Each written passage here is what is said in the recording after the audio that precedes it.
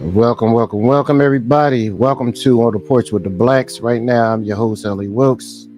Uncle Ty will be here soon, and the rest of the crew will be here soon. But right now, you got me. Uh, Everybody running a little late, so I set up the show. So I got a couple good topics I want to go through with everybody. Uh, I was thinking about this a while ago. I'm trying to got that music down. Oh, god damn. So I had a couple topics I want to go over today. Like I said, Uncle Tom will be here later on, and the rest of the crew will be here. Everybody running a little late, but it is what it is. So you got me for right now. Um, so I got a couple topics I want to go over today. The addiction of racism, right? Because we all know I do my morning shows, and my morning shows, um, I do a lot of crime topics, well, mostly all crime topics, and today was kind of an interesting day with it because when I was looking at these, going over these events that happen or these crime scenes and stuff, and a couple of them were just talking about uh, black people, right? And I'm starting to realize that we as a black community, we are addicted to racism, right? It's like we need it to survive. And one story I'm gonna bring up that I actually played earlier is a story that happened in Cleveland in an all black neighborhood. And to me, it wasn't a big deal. It was nothing really going on. It was not a big deal whatsoever. But these older guys made it a really big deal. And I'm at the point now where I think they called the boogeyman so much. They called on the boogeyman so much that now, yeah, I know, Butterfly. It's so stupid. So I'm gonna play the video again just to see how stupid, show you how stupid it is. They called the boogeyman so much that now they see it everywhere they go. And even with older blacks who really lived through racism, now is still seeing a goddamn boogeyman. Still seeing a boogeyman. So this thing is getting real goofy. But I do have a couple videos prior to that. We also gonna go over this video with Brandon Tatum and this black conservative guy. That was actually a really good video. I thought it was a really good video. And they were talking about MLK. It's not the whole thing. It's like 15 minutes because he wants you to subscribe to his new website, which I ain't doing. What up? Yeah, OJ. Whenever you want to come up. Uncle Tom is here. He just got delayed and wherever everybody else is. So if you want to come up and bust it up, we can just talk for a little bit. So Brandon Tatum and his young black conservative was busting it up. They had a lot of good he made a lot of good points. We're gonna go over that. And I also found a video from like a year ago where this guy was talking about why he hated Thomas Sowell. And this is and that I didn't watch the whole thing. I watched like the first minute or so, and I'm like, I'm curious to see what y'all think because he was one of the blackity blacks. So he was one of the blackity blacks. But let me show y'all the video I was talking about earlier. Oh, matter of fact, no, I'm not gonna do that. What I'm gonna do, what I will show y'all is this video I wanted to do earlier today, but I didn't do it. So I saw this shit night, and I'm like, something ain't right. It's about this black cop, and I'm like, something was not right about this whole job. Something that makes sense. So this black cop, what up, John the Baptist? Let me drop the link. Whoever want to come up, is Thursday. So if you this is a blackity black show. So we will be talking about all black things. So don't get offended if you white. But that's why we call it On the Porch with the Blacks. But if you want to come up, I'll drop the link for y'all. So anyway, so this job that I saw earlier today, right? And I'm like, yo, something is not right. So this black cop shot an Uber driver or Lyft driver, whatever one you call it, and got locked up for it. And I'm like, why would you just shoot a Lyft driver? What the fuck is up with that? And they didn't really say anything else about it. I meant to talk about it earlier today, but it wasn't too much information, so I decided to leave it alone. But boy, I'm so glad I went back to look at it because it is a twist of fate to this job that I never thought I'll see. I after matter of fact, it's a twist to the job that I'm so glad I looked again because I didn't expect it. But after you hear the first part, you should expect it. So that's the main thing we're gonna be talking about: the addiction of racism and is black conservatives hurting the black community? Because according to the black liberals, that black conservatives, we are terrible for the black community. We are really terrible for the black community. We are we are not addressing the needs of the blacks. We are not addressing the needs of the blacks because they burnt down our neighborhoods and they stop us from doing what we need to do, which is weird. I myself, I really want to be honest. I don't think a white person ever stopped me from doing something. I've been thinking about this for a while. I don't know about y'all in the chat, but I don't think a white person ever stopped me from doing something. Right? I don't think anybody ever stopped me from doing something. And a couple hiccups I had, i.e., getting shot in, shot at, was done by my own folks. But I really can't remember a time where a white person blocked my path in life. It was either somebody that looked like me did it, or I did it to myself. And mostly I did it to myself. It wasn't anybody that did anything. It was like, and nobody really did anything to me.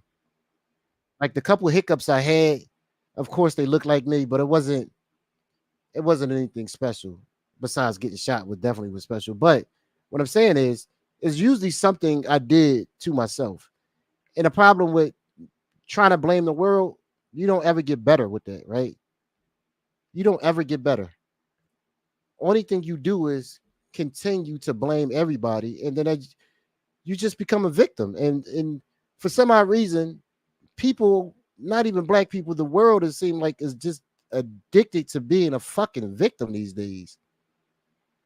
And it's odd to me. It's like everybody's racing to be in last place, if that make any sense. What's up, John the Baptist?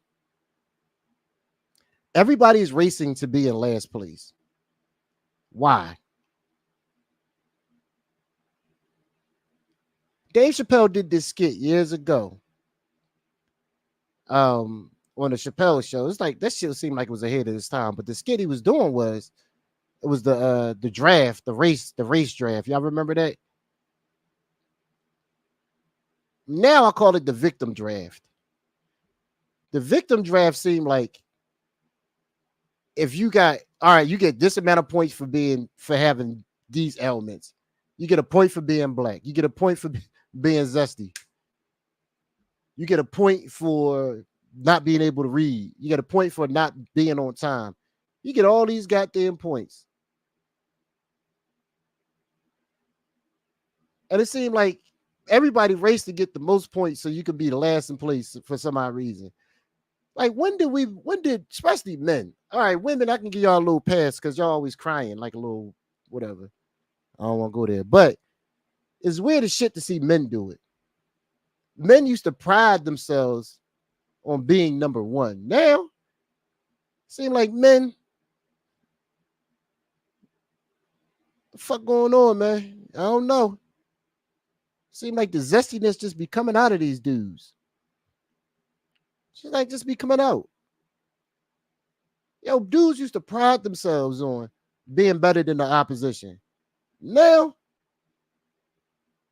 it's like who got the most points on being a fucking victim? What the hell? Yeah, Wesley tripping. Sorry, I would not repeat that. But this is the story I wanted to go over early with y'all. So check this one out. And this is the first one. This is the one that came across my desk first, or my timeline first. So this fresh off the press, y'all. This ain't gonna tell you a whole lot. I'm letting you know this right now. But the second one is a little bit more interesting because it got a twist of fate. some breaking news tonight at 11. Right now, a former Atlanta police officer behind bars charged with the murder of his Lyft driver. The officer just resigned from the department today, hours after his arrest. This is our first look at his mugshot tonight, just sent into our newsroom. Union City Police say they took Kobe Minor into custody around 1 this morning on South Fulton Parkway. That's where they say he shot and killed his Lyft driver, Reginald T. Folks. Now, just in the last 2 hours here, Lyft sent us a statement saying the company has reached out to the Folks family to offer them support during this difficult time. Lyft says it has also permanently banned Minor's account from the Lyft community. Now, we did some digging tonight into Minor's law enforcement background. Look at this. We found he was hired by... He was a cop in 2018. He got arrested in 2023 on drug charges. And if you look at him, he looked like a drug dealer. And he'd been out of work since December. So technically, he wasn't a cop anymore. He was on his way out anyway to getting fired. Yeah, Rez, he was a cop, sir. Yeah, he was a cop. This should get a little bit more goofy. Like I said, I saw this yesterday, and they ain't really give me a lot. They ain't tell me why he shot the Lyft driver. But then today, they told me why he shot the Lyft driver. And oh boy, y'all ain't going to believe it. Woo! The Atlanta Police Department in 2018, and he's been on unpaid leave since December after being arrested in Milton on drug charges. There's no word right now on what led to the shooting. We'll, of course, keep you updated as we learn more. Don't worry about a white woman. I got you. You ain't got to tell them what led up to the shooting. Uncle L got y'all. Y'all know Uncle L always got it.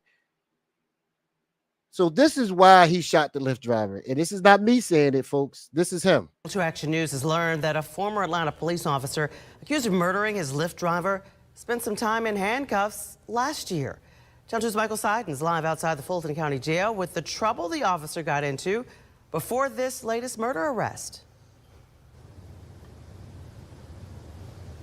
And Karen, this former APD officer waived his first appearance today. That's pretty common. Anytime a suspect is facing a murder charge, it's pretty rare for them to get a bond. In the meantime, though, as you mentioned, he's got a criminal history. We learned a little bit more about that when we got the report earlier today. He's the former Atlanta police officer accused of murdering a Lyft driver. On Wednesday, Kobe Minor told Union City Police that he shot and killed 35-year-old Reggie Folks because he thought Folks was a member of a gay fraternity and was trying to recruit him and kidnap him. I know y'all didn't hear that. Did y'all hear what he said? Let me go back about 30 seconds. Because y'all ain't hear that. Because I had to double take when I heard it. Because he thought Folks was a member of a gay fraternity and was trying to recruit him and kidnap him. So say you in a Lyft car and your Lyft driver, and he driving you around. And you like, yo, man, you passed my home. And the Lyft driver say, I ain't stopping. What do? So homeboy said the Lyft driver was gay and trying to recruit him into a gay community. I don't fucking know. Let me listen to it again. I ain't hear it. A gay fraternity. I'm sorry. Gay fraternity. You right. Gays for Gaza. Was trying to recruit him and kidnap him. But Folks' friends call those claims complete nonsense. In fact, they told us that he was a professional wrestler who was driving Lyft so he could earn some extra money. So he was such a genuinely good dude. He just didn't deserve to go out this way. It's a ball energy. He lit up the room every time he came in. Just an awesome person, man. He just starting to break out. Minor's arrest for murder comes nearly 5 months. Boy, that picture looks zesty as fuck from the side. See, after I heard that, now every time I look at this cat, he look like he's zesty to me. I don't know about y'all. Now every time I see his picture, I just see zesty that's written all over. Months after Milton police arrested him on drug charges. This is a copy of his mugshot from Christmas Eve 2023. According to an incident report, Milton police responded to a single vehicle crash where they found Minor conscious and breathing but confused about where he was. Officers also reported that when he stepped out of his wrecked car, he stumbled a few times and struggled to maintain his balance. When officers searched his vehicle, police discovered 20 Xanax pills that were not in their original container. Police charged Minor with possession of a controlled substance and added that they believed he was impaired at the time of the crash. So also in that report, they say that when Minor got out of that vehicle from that crash, another citation fell out. The officer apparently asked him where that came from, and that's when Minor told him, according to that report, that he had just been in another accident less than an hour before that. Now, of course, he was placed on unpaid administrative leave until he submitted his resignation yesterday. We'll stay on top of this case for now. Thank you, Jesus. He is no longer a cop. All he had to do was do 2 DUIs. He'd get 2 DUIs and kill somebody. Now we finally got him out of there. Thank you, Jesus. That's all we had to do to get him out of the police department. Get 2 DUIs and shoot a Lyft driver because the Lyft driver was trying to recruit him to the gay fraternity. Hey, man. I'm going to tell y'all. You in the Lyft, he don't want to stop. What do? He don't want to stop. He don't want to pull over. What you do? You might be trying to take your booty. I don't know. What'd you do with that? I don't know what you do. You keep going? You let him? Butterfly. You let him, Butterfly? You let him keep going? Or you pull out the blamer? I don't know where he came up with that excuse from, but hopefully it worked out for him. All right, let's get to this. Get to this first topic. John the Baptist, you all right now, sir? I guess not. John the Baptist got problems right now. All right, so this is what I played earlier, right? And this what got me to thinking about. I wish Tom was here so he could see this. Hopefully he's listening and watching. So for those who didn't catch the beginning of my stream today, I played this story, right? And I still say this story was a whole setup. Something about this story don't sound right. It's an all-black neighborhood in Cleveland, and Butterfly, Butterfly live in Ohio, so he know. So it's an all-black neighborhood in Cleveland, and the news reporter came outside and saw these. That's a fact. Oh my God, that fucking movie. So the news reporter came outside and saw this on his driveway, and this made the news. Now tell me this shit don't look like it's staged. Okay, Sam, hate speech found in a Cleveland community over the last couple of days. Flyers left in driveways and sidewalks. Their messages are vile and speak to the worst in people. Our Harry Boomer and his neighbors were victims, so who better to report on this than Harry himself? Harry? Well, Brian, I was leaving for work yesterday. I saw a piece of paper in my driveway. I stopped, picked it up, unfolded it, and read it. I got to tell you, I instantly became outraged and vowed, not here, not now, not ever. Now, the only thing I got mad was whoever made this made black people with a big ass head and big ass lips. And also, it's 2024. Who not doing shit in color? If this, let's say these are white folks doing this. Y'all ain't got no color printer. Y'all that cheap, y'all ain't got no color printer. And I'm gonna tell you right now, the story makes no sense because they say some KKK members went into a black community and left some flyers saying join the KKK. I don't know about y'all, but this don't seem like the neighborhood you will go to tell some people to join the KKK. I'm not making this shit up. This is a real story. Fresh off the press. The KKK people went to the black neighborhood and told them to join the KKK. What state was this? Ohio, sir. Oh, Cleveland. Must be Cleveland. Ding, ding, ding, ding, ding. Yeah, listen, I've been to Ohio too many times. No, so what part of Cleveland? I mean, what part of fucking Ohio was it? I told you before. I went to Ohio a couple years ago. It was the weirdest place I've ever been to in my entire life. The weirdest place. Not in East Cleveland. Yeah, you right about that, Butterfly. Yeah, I went to That Cleveland. don't even look. Come on, white people got ink. Like, I'm telling you, this was a setup. This makes no fucking sense. You go to an all-black neighborhood and tell these people to join the KKK, arm yourselves, white people, in a neighborhood where ain't no white folks. But this is the thing that really pissed me off. All the black folks act like they were so scared of this. Yeah. Why they had to make the black man look like that? Is that a blunt in his hand? Shit, I don't even know. That's a gun. That's a gun. No. You see with a baby with a gun, the baby with the gun. Yeah, that's the baby with a gun. Yeah. I'm talking about the dark skinned motherfucker right old here. Man hair, dog. And he got old man hair. Oh my god, that's how they look at us. Yo, black people stupid, dog. They want you to believe that you're fucking stupid. Mm-hmm. And listen, you see the black dude with the big nigga lips. Is that a blunt in his hand? That's like a blunt. Man, it has to be a blunt, dog. Meanwhile, while I'm smoking on a cigar, they look like a blunt. I digress. It gets even, I guess it gets even dumber time. It's a shame that they, in 2024, that you still have this racist attitude. Robert has lived in Huff for 5 decades. These days, you know what? I was on Nightish's page today, his new page. Hey, check him out, Vegeta's Temple. His other page is on the hook. What? They got Nightish? Yeah, they got him for a brief second. He said 90 days, but I don't think it's 90. I think it's 7. He just don't know. But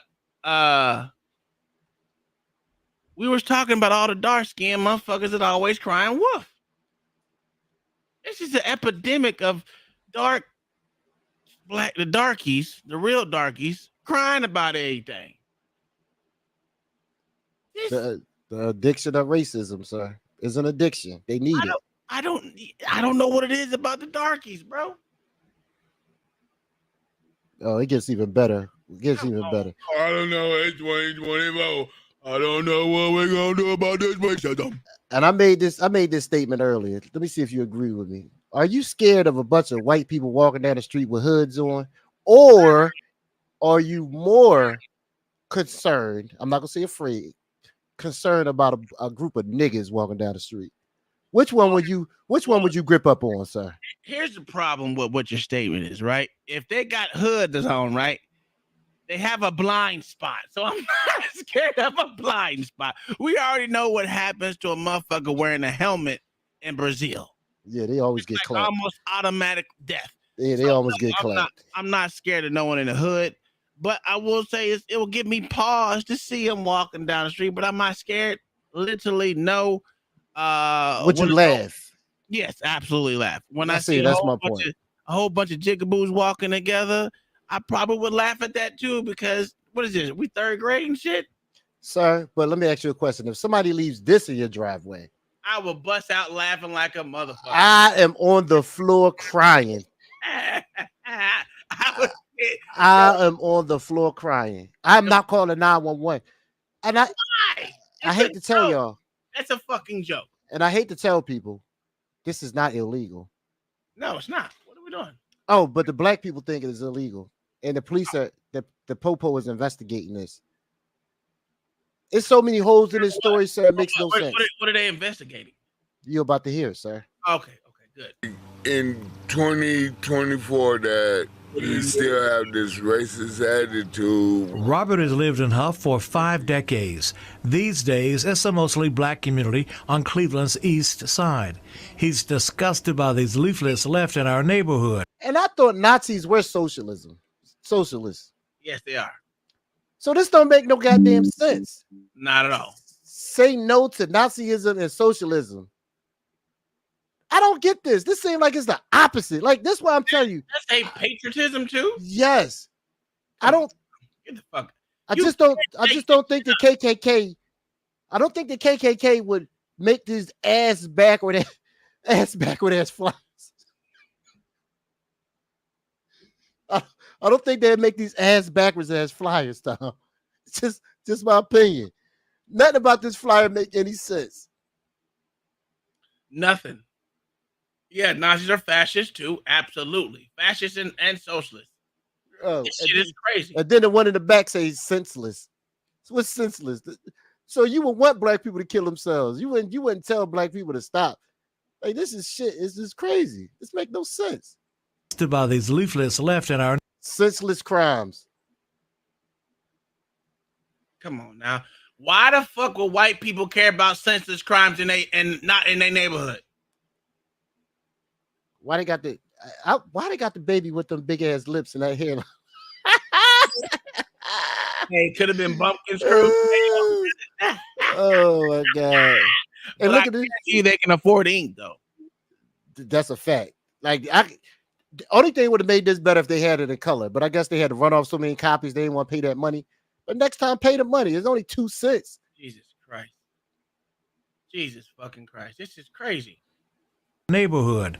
I found 4 of them myself. There we go. The White Knights of the KKK. I forgot to look that up. Let me look up the White Knights of the KKK. At or near my home. I went straight to the Cleveland Police Department to file a report. He is a dumb motherfucker too. He a news reporter. Yeah, he a dumb news reporter. I took it to the police myself. I just can't believe that these white people's out here still hating on the dark, man. Come on, bruh. This shit is stupid. This shit is. So when white people say they got a thing for you, they absolutely do, because niggas are dumb. This shit is fucking retarded, dog. They say this shit happened in Kentucky too. Let me try to see what the flyers look like. I still think these black folks doing it. Come on, man. Of course this niggas doing it. Ain't too many niggas in Kentucky. It's just about as many niggas in Kentucky as it is in Oklahoma. Maybe. I have no clue. Me either. How are you, sir? I'm doing okay. I just got the news from my You holding up okay? Yes, sir, I'm doing okay. I appreciate it. They're in the neighborhood now, canvassing everything. Hey, it's Chief Todd with the Cleveland Police. How are you? Chief, how are you? Good. I care about this community. It's good to see the city and the police department care too, and they got right to work. We're gonna try and Lord, see is really if there's fighting any crime. video footage or anything we can locate, as far as who placed them there. Why? There's nothing you could do to them. It's not illegal. It's not illegal. Well, hold on. You trying to tell me, boss, that y'all's Negroes in this goddamn community didn't know a white person standing out handing flies? Come on. Leaving leaflets for us to seize. Not one person had a camera. My camera is motion sensitive, so you walk by that shit go off. So you trying to tell me? You trying to tell me that these Negroes didn't see those white boy, probably with a hood on, wearing all black, giving out leaflets to you Negroes because they need y'all to get out the hood. Mm-hmm. Get out of our neighborhood. Go back to Africa. Come on, bro. This shit is stupid as fuck. It gets That's even why better. I said I'm glad I'm not a part of that stupid ass nigga community. That shit is dumb. Oh, I got a video for you. Black conservatives are hurting the community. I got one for you, sir. Jesus fucking Christ. Who is responsible for this, and we take these matters extremely serious. What? It's a flyer. You know it, and I know it's nothing you can do about it. Welcome to everybody on Twitter or X. We are now streaming to X. Yeah. Fuck YouTube. Because I'm telling you right now, as soon as X get popping even more, and we can make some money on there, it might only be X. I got my Twitter. Tom got his Twitter. We popping. Fuck YouTube. I'm telling you right now, YouTube better watch your back. Elon Musk on your ass. Shit, NASA better watch their back because Elon on your ass. Okay, I appreciate that, Chief. They found 2 flyers in the field right here. Detectives from the 3rd. Why didn't they put some on the door, huh? Could you tell us why they didn't do it, Mr. White Man? Please tell us why they didn't do it, white man, because we niggas, we don't know why they were put it in the goddamn field. Wait till you see this black dude that they interview. He look like he half dead. Tell me he got a lot of time left. District also knocked on lots of doors, talking to residents about this form. When did black folks start talking to the police? This is insane. When did black people start talking to the police? I'm not answering that question, sir. This is insane. I said, now we embracing the police. What the hell are we doing? Ben Crump would have a whole attitude. Him and that zesty pastor he had on his fucking program today. Oh my God, I forgot to even laugh about that dumb shit. Jesus fucking Christ.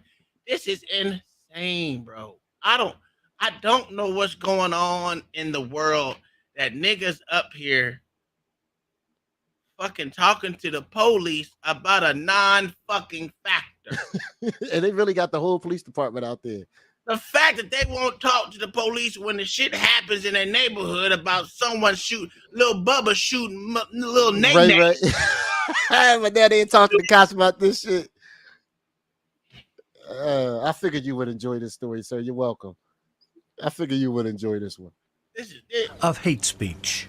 Being a Vietnam. This is not hate speech. Being a real I swear his eyes kill him dead if I seen them, but eyes didn't see them. That had me out here. I was picking with my axe, and I seen around it. I thought it was a white boy walking down the street. Listen, this is not hate speech. This is not hate speech. What are we doing here? Only thing I said was fucked up was when they had the little baby, the baby with the bad hairline like mine, hold the gun. That shit crazy. Bad enough I had to push a goddamn golf cart. God damn it. I should have handed you one of these flyers while you was pushing it. You could have laughed. You could have laughed all the way home. This shit's stupid, dog. Oh man, I can't wait to see my uncle in the gas mask. I'm vet. It's sad. It's real sad that you fight for this country and you still have hatred. Each one's message worse than the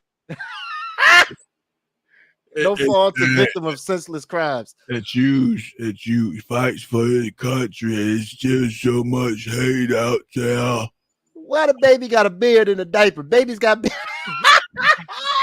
That motherfucker got they pushed him back, dog. They gave him to George Jefferson, dog. Oh man. You would think the baby would have the hammer. Why did it look so goddamn big, though? I said the same thing. Make me feel bad. My lips look like that. That motherfucker called him a plunger lip porch monkey. Crazy. Hey, they even got the light-skinned nigga in there. Yo, you want to hear something crazy? I seen a white baby look just like this on that St. John's commercial that with the little retarded kids on there. I seen a little ugly little white baby look just like this baby. Yeah, Butterfly, I'll guarantee you it's an all-black neighborhood. I ain't seen a white person yet besides the officer. Yeah, it was. The news reporter even said it. He lived in the neighborhood. He said, not my neighborhood. We taking a stand. We going to investigate this. Why? Homeland Security warns of possible threats to LGBTQ events. Get the fuck out of here. others. These flyers are not what Trinity White Knights. Oh, I got to look up Trinity White Knights. We believe in fatherhood. Let's say fatherhood. Yeah, fatherhood of God. The brotherhood of Jesus Christ. I like how they put country with a K, just like the Crips. Christian religion. The quality for membership. Trinity. One has to be native born, white, Protestant, woman, belief in Christianity, the separation of church and state, the home as society's foundation, safe public schooling, the supremacy of the Constitution of the United States, freedom of speech and worship, impartial justice, no racial mixing, and immigration restriction. The WKKK views racial mixing as an offense peril to treason, stating that intermingling is opposed to the laws of God and man. Boy, you and Kai be dead We are fool with these crackers. promoting nativist ideology of America first. The WKKK denounces illegal immigrants of African American Jews and others whom we feel contributed to the disorder and the decline of American society. Claiming Protestantism, what to say? Whatever the fuck that is, as the Protestant. Whoa, player, don't fuck it Yeah, up. You was doing good for a second. As a bright birthright of Americans and Protestantism as the birthright of Americans, and the United States was a country founded not for the refused population of other lands. Klanswomen know that they are essential for the protection and the purification. Keep it going, sir. Of the country's political, social, and moral fabrics. Jesus Christ. You know this remind me of? This is what it remind me of, Tom. Reading what you reading. This is exactly what it remind me of. I'm only gonna give y'all a second of this. But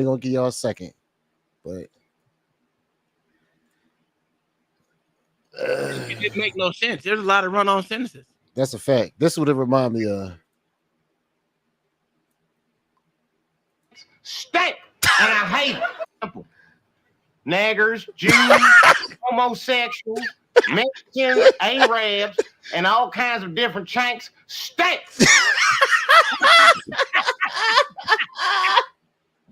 Yo, You gotta make that shit a drop, right? You gotta make that shit a drop. Oh my goodness. Is the overall message of your books? Sir, my message is simple. Naggers, Jews, homosexuals, Mexicans, Arabs, and all kinds of different chanks stink, and I hate it. They stink. They seem. They ask people to either join or support the Trinity White Knights of the Ku Klux Klan. It's an intimidation tactic, and it is not working. My emotions and my feelings about that are really deep.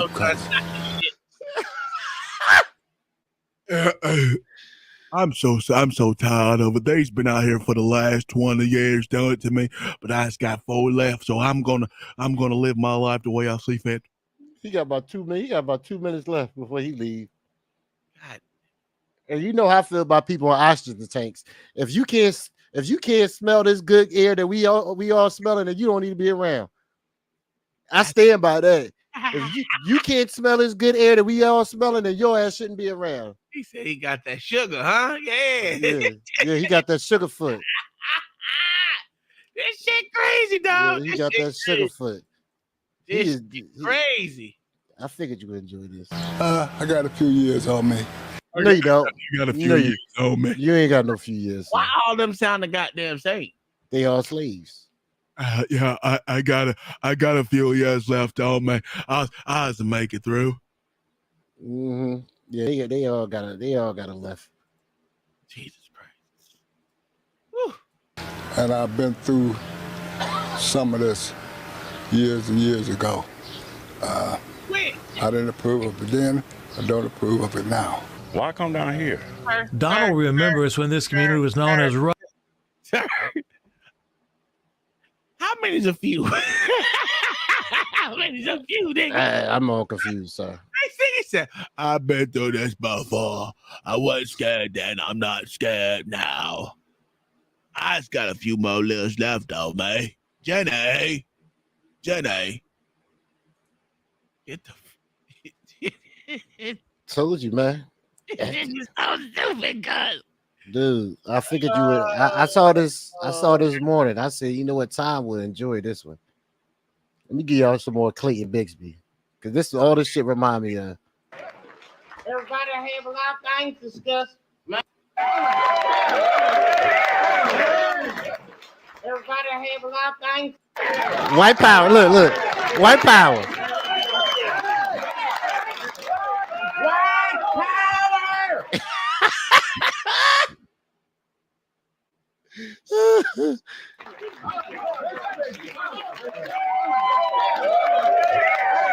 White power. Everybody have a lot of things. The Asian community. Oh my God. Can you imagine? Can you fucking imagine? That's how stupid this shit is. White power. White power. They think they the best dancer. Yeah. Smelling all the good air. Oh, you got me on one today, sir. There we go. Smelling all the good air. White power. They eat up all the chicken. They think they're the best dancers. And they stink. Did I mention that before? Yes, I believe you did. Smelling all the white man's Matter air. of fact, my friend Jasper told me one of them coons in my house to pick his sister up for a date. He said, "Look here, nigger, that there's my girl." Thank goodness, man. What is going on? There's my girl. Oh, Lord. All the one gonna be dating her is me. Oh, Huff huff. Today, people in this part pull together and look out for their neighbors. No, they I've don't. been here 44 years. He been there 50 years. Nobody got teeth. Nobody got teeth in the neighborhood. Holy shit, this nigga said we been there for about 45 years. Over there, he's been there for at least 30. I've been here for myself about 56 of them. I seen everybody coming and going. See, Like this really made these dumbasses afraid. I'm telling you, man, boomers get on my goddamn nerves. yo, how stupid these niggas is, man. They get on my everlasting nerves. Who the fucking reporter? He the main one that started this shit. Jesus fucking. And Paulie been out there about 30 years. You know, hey. His breath better not stink because he ain't got no teeth in his mouth. Boy, that nigga spitting all over you. That nigga ain't got no buffer. Hey, I don't. He's been all the shit coming out. It's fine. All over your goddamn face. You ready to punch Uncle Joe in the goddamn face. We all get along. The message these friends want to make clear, there is no spirit of fear here, and we realize we are stronger together. Do you feel any less safe than you did yesterday? At the moment, no. Black people really scared of white folks, man. That's just sad. At the moment, no. I only got a couple of years left. You know. Hand me one of them flyers, please. Oh, I'll be dying. I will hang one up on my goddamn door. Oh, absolutely. Oh, I'm dying laughing. I'll put all of them on my door to make sure there's no niggers allowed over here. Mm-hmm. There's no niggers allowed over here. We the White Knights of, what is it? Trinity White Knights of, is it Kentucky? I wonder if they let black people join. Maybe we go up there like I will go in that join that shit too. We go up in that bitch. But you know, we go up in that bitch trying to join that thing. Anyone has sex with my sister, it's It's gonna gonna be be me. You've never left this property. Not in many years. I were to tell you that you are an African American. Sir, listen. I am not involved in any niggerdom. I'm in no way, shape, or form involved in any niggerdom.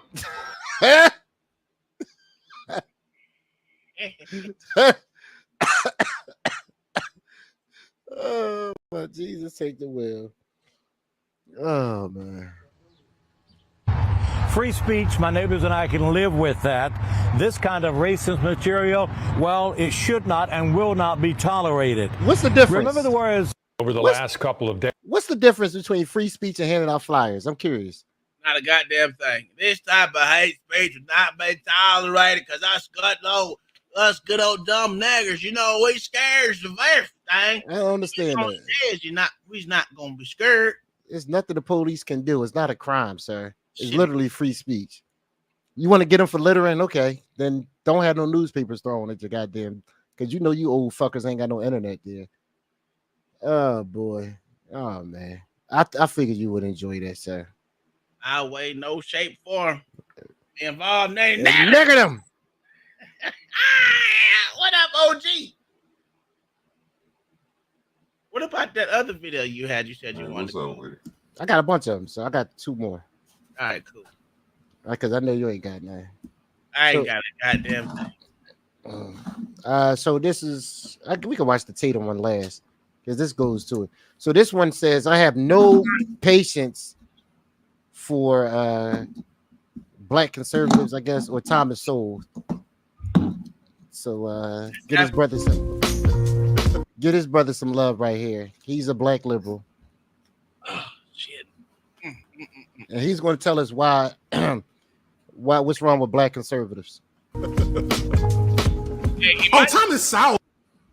He might be right, to be honest with you. I've been taking a deeper look into this conservatism, and you know, most black people actually fall into that line of thinking. But I'm thinking it's a hindrance because they put a name on it. If they didn't have a name for it, black people would embrace it. Yeah, but okay, I get what you're saying, but that's not his line. That's not his motivation for it whatsoever. You're gonna hear it.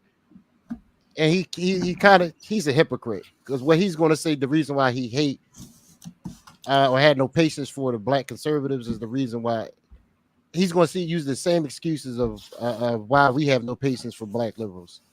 Yeah. I don't even consider myself a conservative, to be honest with you. I have conservative values. That's about yeah. Yeah. Thomas Sowell is the blueprint for this shit. I cannot wait to get to a video where I can talk about Thomas Sowell. Oh my God, Thomas Sowell. Oh my God, I'm so tired of hearing. I'm so tired. Thomas Sowell. All this conservative black people shit is the same argument. If it's like I'm gonna talk about it in the Black Manosphere video, but and if you watch watch my little Julesy video, the 2 Julesy videos I did on this B-Sides channel. All these, he got 170,000 subs too. So. We must be doing something absolutely wrong. We ain't blackity blacks. Black now, Gen Xers, Boomers, and some of the millennials that are on this conservative shit this nigga are coming with the same argument. If black people just got their act together, all right, here we go, Tom. There wouldn't be any more racism. We would have all the things we need, and that's not true. And that's been so clear. That's been clear. That's so well researched. That's so well documented historically. Like, so first and foremost, here we go. Black people built communities in the image of Americana, in the image of capitalism. Black people built communities where they had shops and they had banks and they had all the things. Let me guess. They had this shit. Oh fuck. Let me guess. They burnt it down. You think that's where he gonna go with it? It's either one or two things. They burnt it down, or redlined it, flooded it, or redlined. One or two. You know how many black communities are underneath water right now? My other thing was, you know how many white communities right now are underwater right now? They don't want to look at the white ones, but they just want to look at the niggas. But I get it. Image of Americana, in the image of capitalism, black people built communities where they had shops and they had banks and they had all the things. They had all the things they're supposed to have, pick themselves up from their bootstraps. Historically, for over a century, and all across America. And what happened? White terrorism burned that shit down.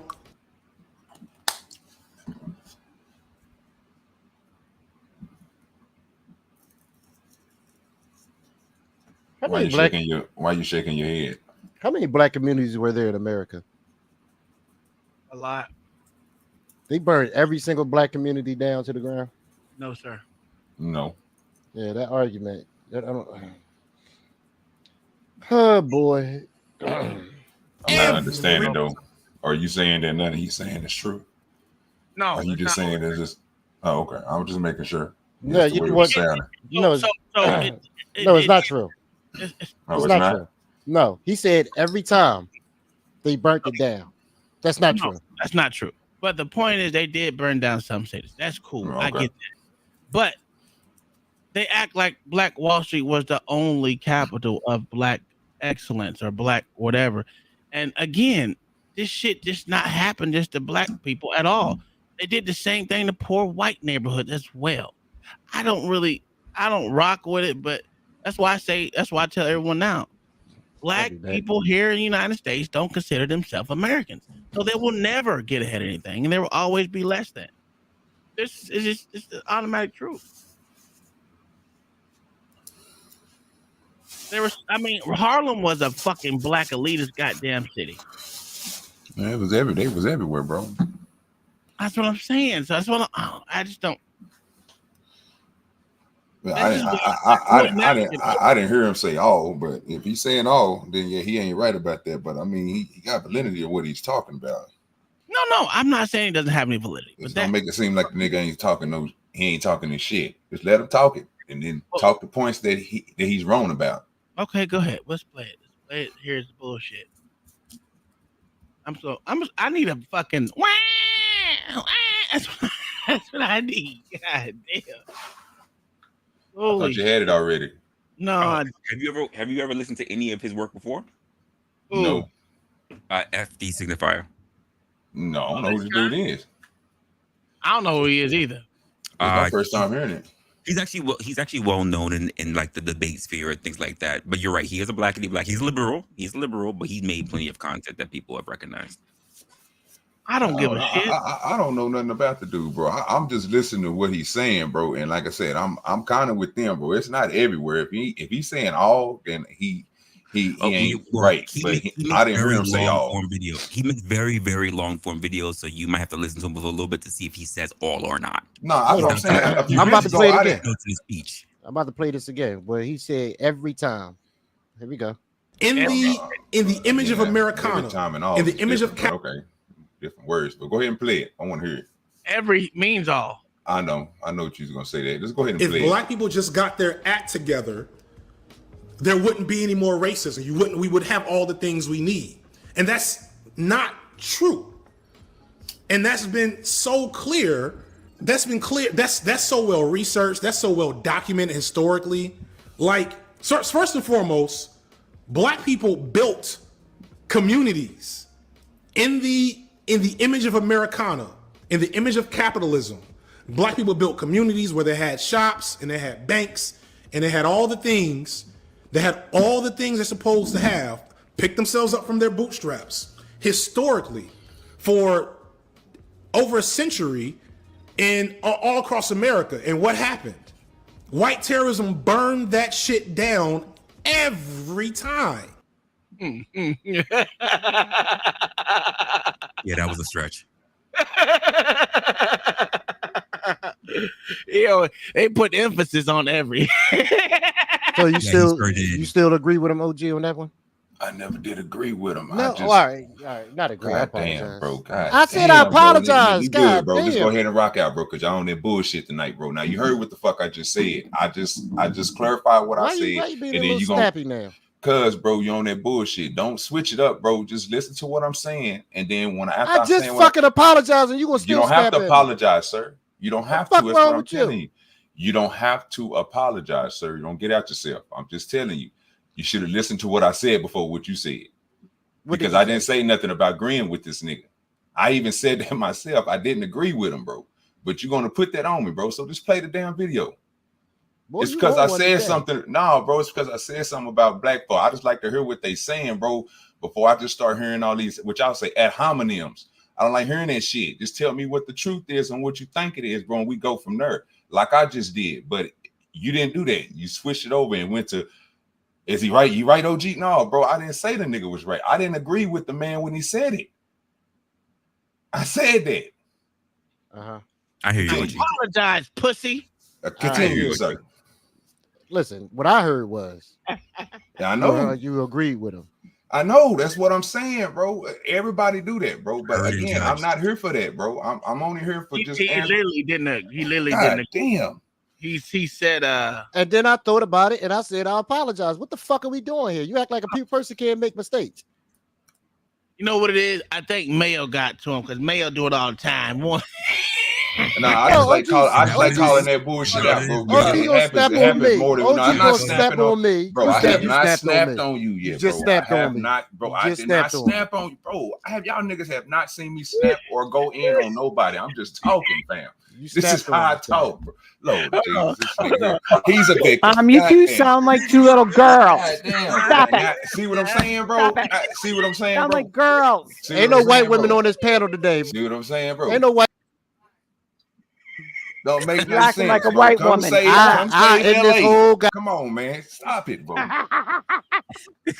I in this whole goddamn video. Keep fucking with No, me. you're acting like a white girl. I get You you the only and one OG that's to fuck crying, about bro. it. This nigga said I'm Oh, crying. all of a because- sudden, okay. I ain't nobody. Oh, now you Really, lying. I said really, you bro. crying. Really, Oh, bro. shit. Really, I bro. said you crying, son. Really, You're the bro. only one crying. That's what Thank he you. said. That's what I said. You the only one crying. So I've been talking like What this the every time I fuck are get y'all? online. Now y'all bro. lying on me. And now. I tell you, you're bullshit when you Man, do you bullshit. lying. All I'm gonna Come on say now. is, did y'all not see me throw the blame out on a white man and y'all still arguing? Niggas fight. I know. Yeah, I know it, bro. You know what? Chat game, you right. Because niggas been skipping y'all shit. They only going to the bullshit. You right. Come on. There you go.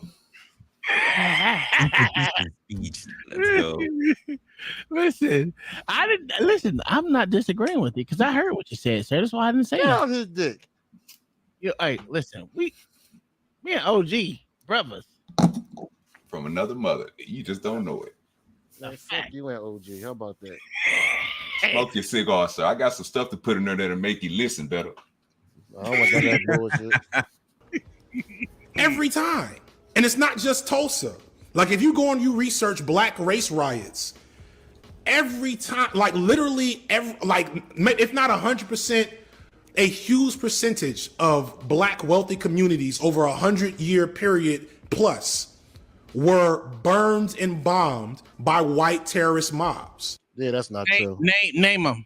I would love for that's him to not name true. them. It was this book I was reading, right? Can I name the book, OG, before you snap on me? It was this book I was reading, right? I'm rolling up, sir. Getting ready. Yeah, I know. You ready to whoop on me. It's called The Original Black Elite. And Original Black Elite talks about the upper class blacks and how they lived through the late 18th century, 1800s to the till like the 1900s and such, till like 1960 or 70 during the civil rights movement.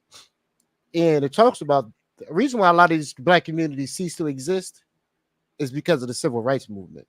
The black elites did not want to mingle with whites at all. That's true. That the neighborhoods didn't. What happened was the civil rights movement came in and they forced a lot of these co-mingling. They weren't burnt down. They ceased to exist because the civil rights movement made them cease. Made them cease to exist. It was forced upon them. Well, I always like to say this, and I'm gonna put it in my own context because no one's probably gonna agree. When you fucking fight for integration instead of desegregation, you ask for what happened. Because the terminology changed from desegregation. So we want to be not segregated no more to integration. We need to integrate with these motherfuckers. Well, integration means someone's gonna lose in that whole integration process. There's not gonna be 100% winners out of all of it. And again, the grass is green on the other side. No matter what, you can say that they burned down all this shit for black folks, but guess what? Black folks gave it away as well. They gave it away. And not to mention, black folks burnt down their own shit still to this day. Absolutely. So we can't just say one side did it and not look inward. And I'm not gonna say, oh, we were so. Listen, shit happens. I wasn't alive when that shit happened. I'm looking forward to the future, not the fucking past, because the past cannot come back upon me right now. I can't go back and get that wealth that we once had as black folks. I mean, look at after they killed Martin Luther King. Who burnt down neighborhoods? Black people. Look after when they beat Rodney King up. Dude, wait a minute. Wait a minute. We ain't got to go back that far. We got to go back 2020. Years. We go back 2020. That's what I'm saying. We got to go back 4 years. That's it. They burned down their own shit repeatedly and then said, well, we don't own it. Well, bitch, you live there every day. Florida Roosevelt was destroyed by white mobs. Listen, we're not saying it didn't happen. I'm not saying it did not happen. And I agree. When I read the other one, I said I agree. I agree with you. I agree with you wholeheartedly. All right, so let me say something about these sorry ass upper class elites. These are so-called niggas that so-called got better than everybody, thought they can be outside of the system by themselves and found out that it don't work like that. These niggas had to conform and go back to the white man and get back in that goddamn system to prosper. And then they want to take themselves away from all niggas to make themselves feel better. That's the motherfucking problem. I mean, Don't switch it up, my nigga, fool, and make it seem like y'all didn't do the same thing that everybody else did. No, nigga, you did, because he just sat here and said that y'all had all this shit, but then y'all blamed it on the white folks taking away from you. And then when the white folks took away from you, what you did, you joined them motherfuckers. You didn't go back to trying to do it all your own, because you couldn't do it all your own, because you wanted to be in a society. You wanted to be in a system. So to be in a system, you had to depart yourself from the rest of these dumb niggas that you so-called don't like, and that's what you see on YouTube. Oh, what you saw was, if you can't beat them, join them. That's cool, but that they making it seem like, bro, it's just the niggas. Nah, bro, y'all was a part of them niggas that y'all took yourself out of nigga because y'all upper class. Because you got money and because you got a little wealth on you, you're not a nigga no more. So you better than everybody else. So you up there with the dirty white folks, the dirty bastards, the dirty blacks, the niggers in the hood. You don't believe in them motherfuckers. You don't fuck with them. You're not that kind, no none of that. So you down them every fucking time that you get a chance. But that's just a society part. That don't have nothing to do with the individual person or the individual group. The individual group will be, like I said, the upper elites, all of them together. Do all of them together look at the lower class like them niggas is something? No, they look at them like they shit and they don't want to be around them. That's why we talk about how they stank and everything else. Black bourgeoisie. Johnny Babbitt, the $5 says, LA black people don't own what they burn. Didn't I just say this? What they gonna say? Yeah, that's the dumbest thing I ever heard in my life. So you can say you don't own it, but you live in it. You live in it, yeah. Yeah, so then we talk about food deserts. We always talk about places that you can't get the things you need because it's 3 or 4 miles away. But they were in your neighborhood and you burnt them down. Like if you go to Philly right now, CVS, yes. I was just gonna say that you loot them and then they went away. Now you complaining. Yeah, CVS, Walgreens, Rite Aid, Walmart, Target, they all left these neighborhoods because you motherfuckers didn't know how to keep your hands in your pockets. I mean, simple as that. So, you mean, you might not own it, but the problem is you got to go outside your neighborhood now to get it, and now you got to pay more money for it. Oh well, if you listen to the wokey wokes, not OG, I'm not throwing you on any bus, not you. You're not a wokey woke, but I had to put your name in there because you consider yourself part of that enchilada of black people. That I mean, I'm not saying you're not calling yourself a nigga, but you can switch it up all the time, which is good. I like a person that can be in each fucking social event and be safe or whatever. Be able to go in any place, because I see it all the time. I can be in any place and be free. You're a liar. That's not true. You come at me for being a freaking fence sitter. You're a liar. You're a fence sitter. I didn't say a fence sitter. You see, that wasn't in there. But no, they literally said, we don't own this shit. Looted it to a T, and then cry for people to make rules to be able to sue the companies that left. That's the bullshit that I don't understand. That's the bullshit that I don't like. You can't cry about something when you beg for it to leave, loot it till it leaves, and then when it leaves, say we've been wronged. No, not how that works. But I'll be one of the people say I don't want to be amongst them dumb niggas like that, because it's not even them. It's their ideology that I can't be around. That's the shit that I say I can't be around. Now, I'm not saying I'm bougie. I just know that some people I'm better than, and I try to stay away from that ideology that pisses me off. If my dad wasn't my dad, I couldn't be around him.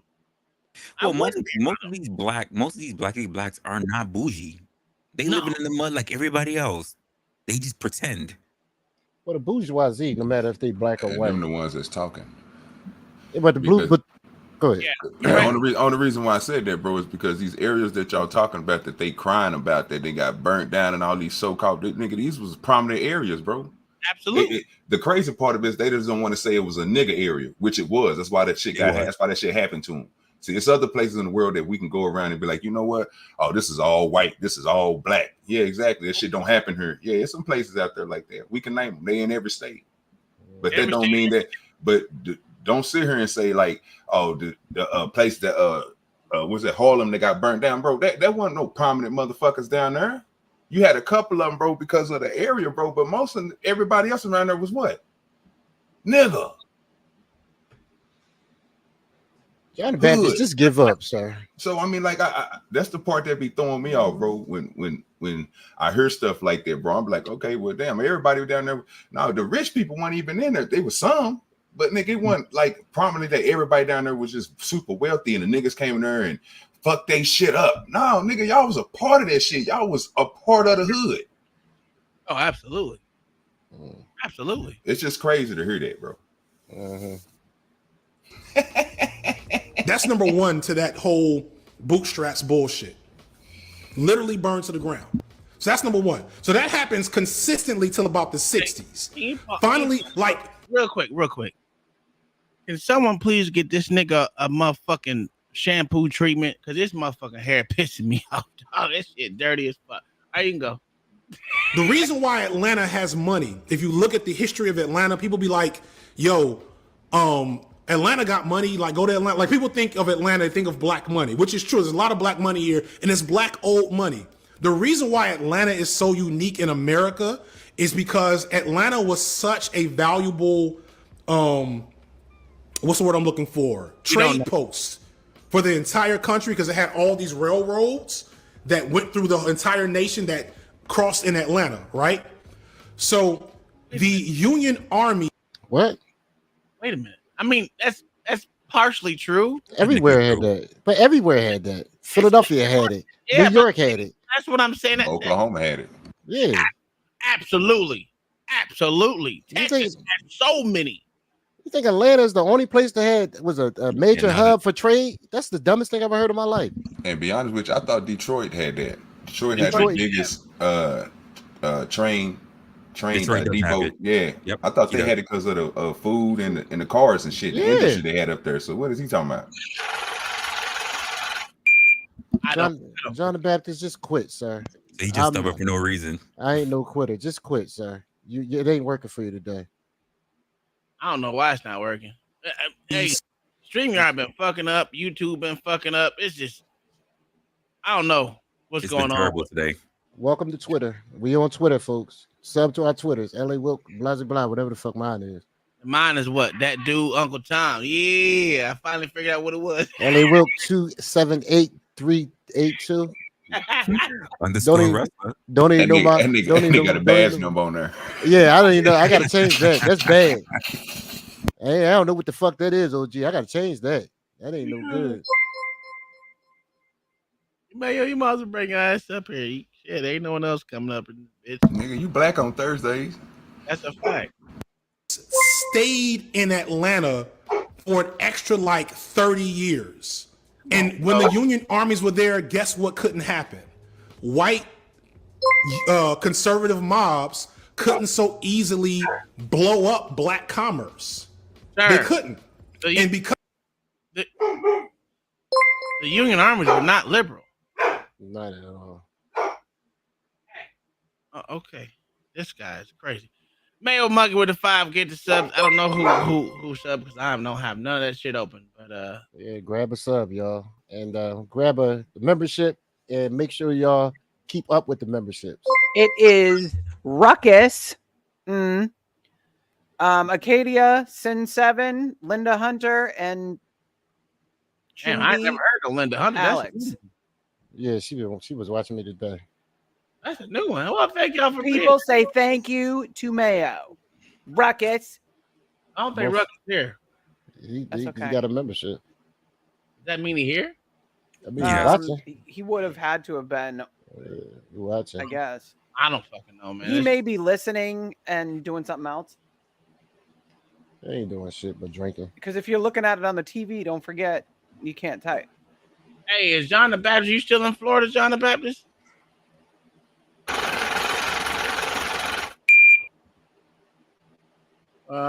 Kingdom Out with $2 says MLK won't won a Margaret Sanger Award. Folks missed that. That's crazy. That's insane.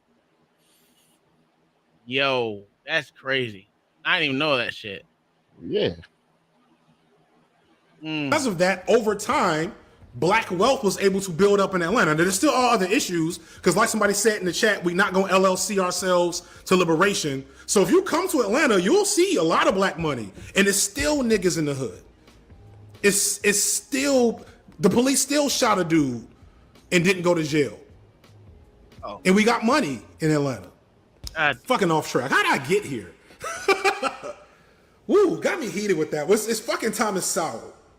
So let me just finish this, and then I'm gonna run after this. So number one is black folks have been picking themselves up by their bootstraps for generations, for literally centuries in this country, and for 150 plus years, they would just burn the shit down, like literally. That's number one. Then for those communities that weren't burned down, you go back to another video on the B-Sides channel with Bellamy Rhea, where we talk about what the fuck is this dude's name? Robert Moses. Right? And this is where we start getting into systemic racism. So after they burn shit down, they couldn't do that too much for a while, right? They couldn't just go and bomb and kill everybody. Why not? Starting in the 50s and 60s. Why not? I don't understand. Why not? Yeah, why not? You fucked up your whole argument when you said that. You claim they did it for 150 years. Why stop? That don't even make any gut. Ooh, Lord Jesus, you got me on my hate nigga day. Yeah, you did it for 150 years. Why stop? Would you was only allowed to bomb once a year or some shit like that? Once every 5 years? I don't get that argument. It was a maximum to bombing and burning shit down. Yeah, minimum or maximum. Yeah, maximum. Yeah, you only allowed to burn down two neighborhoods every 5 years or something. That's crazy. I don't know. 60s and 70s, you had people like Robert Moses and city planners. He about about redlining. Everywhere where black communities were starting to burgeon and have money and have success, they literally tore those communities down and built highways through them. That is, oh my God. And they underwater too. Well, I'm waiting on that one. They ain't said that one yet. It's coming though. Oh, it's coming though. Destroying the foundation of black wealth in these cities systemically, unlike your boy Jordan Peterson, who I was going to talk about, but fuck Jordan Peterson. And that's well documented. And then you start talking about redlining and the prison industrial complex and all this other shit. And don't get me wrong, especially when black folks from the worst communities start talking about their struggle and they want to talk about the pain within community, the black on black crime, the things that happen to black people from black people in black communities. I don't poo-poo that at all. I don't poo-poo that, and I don't poo-poo it. He using them big words, nigga.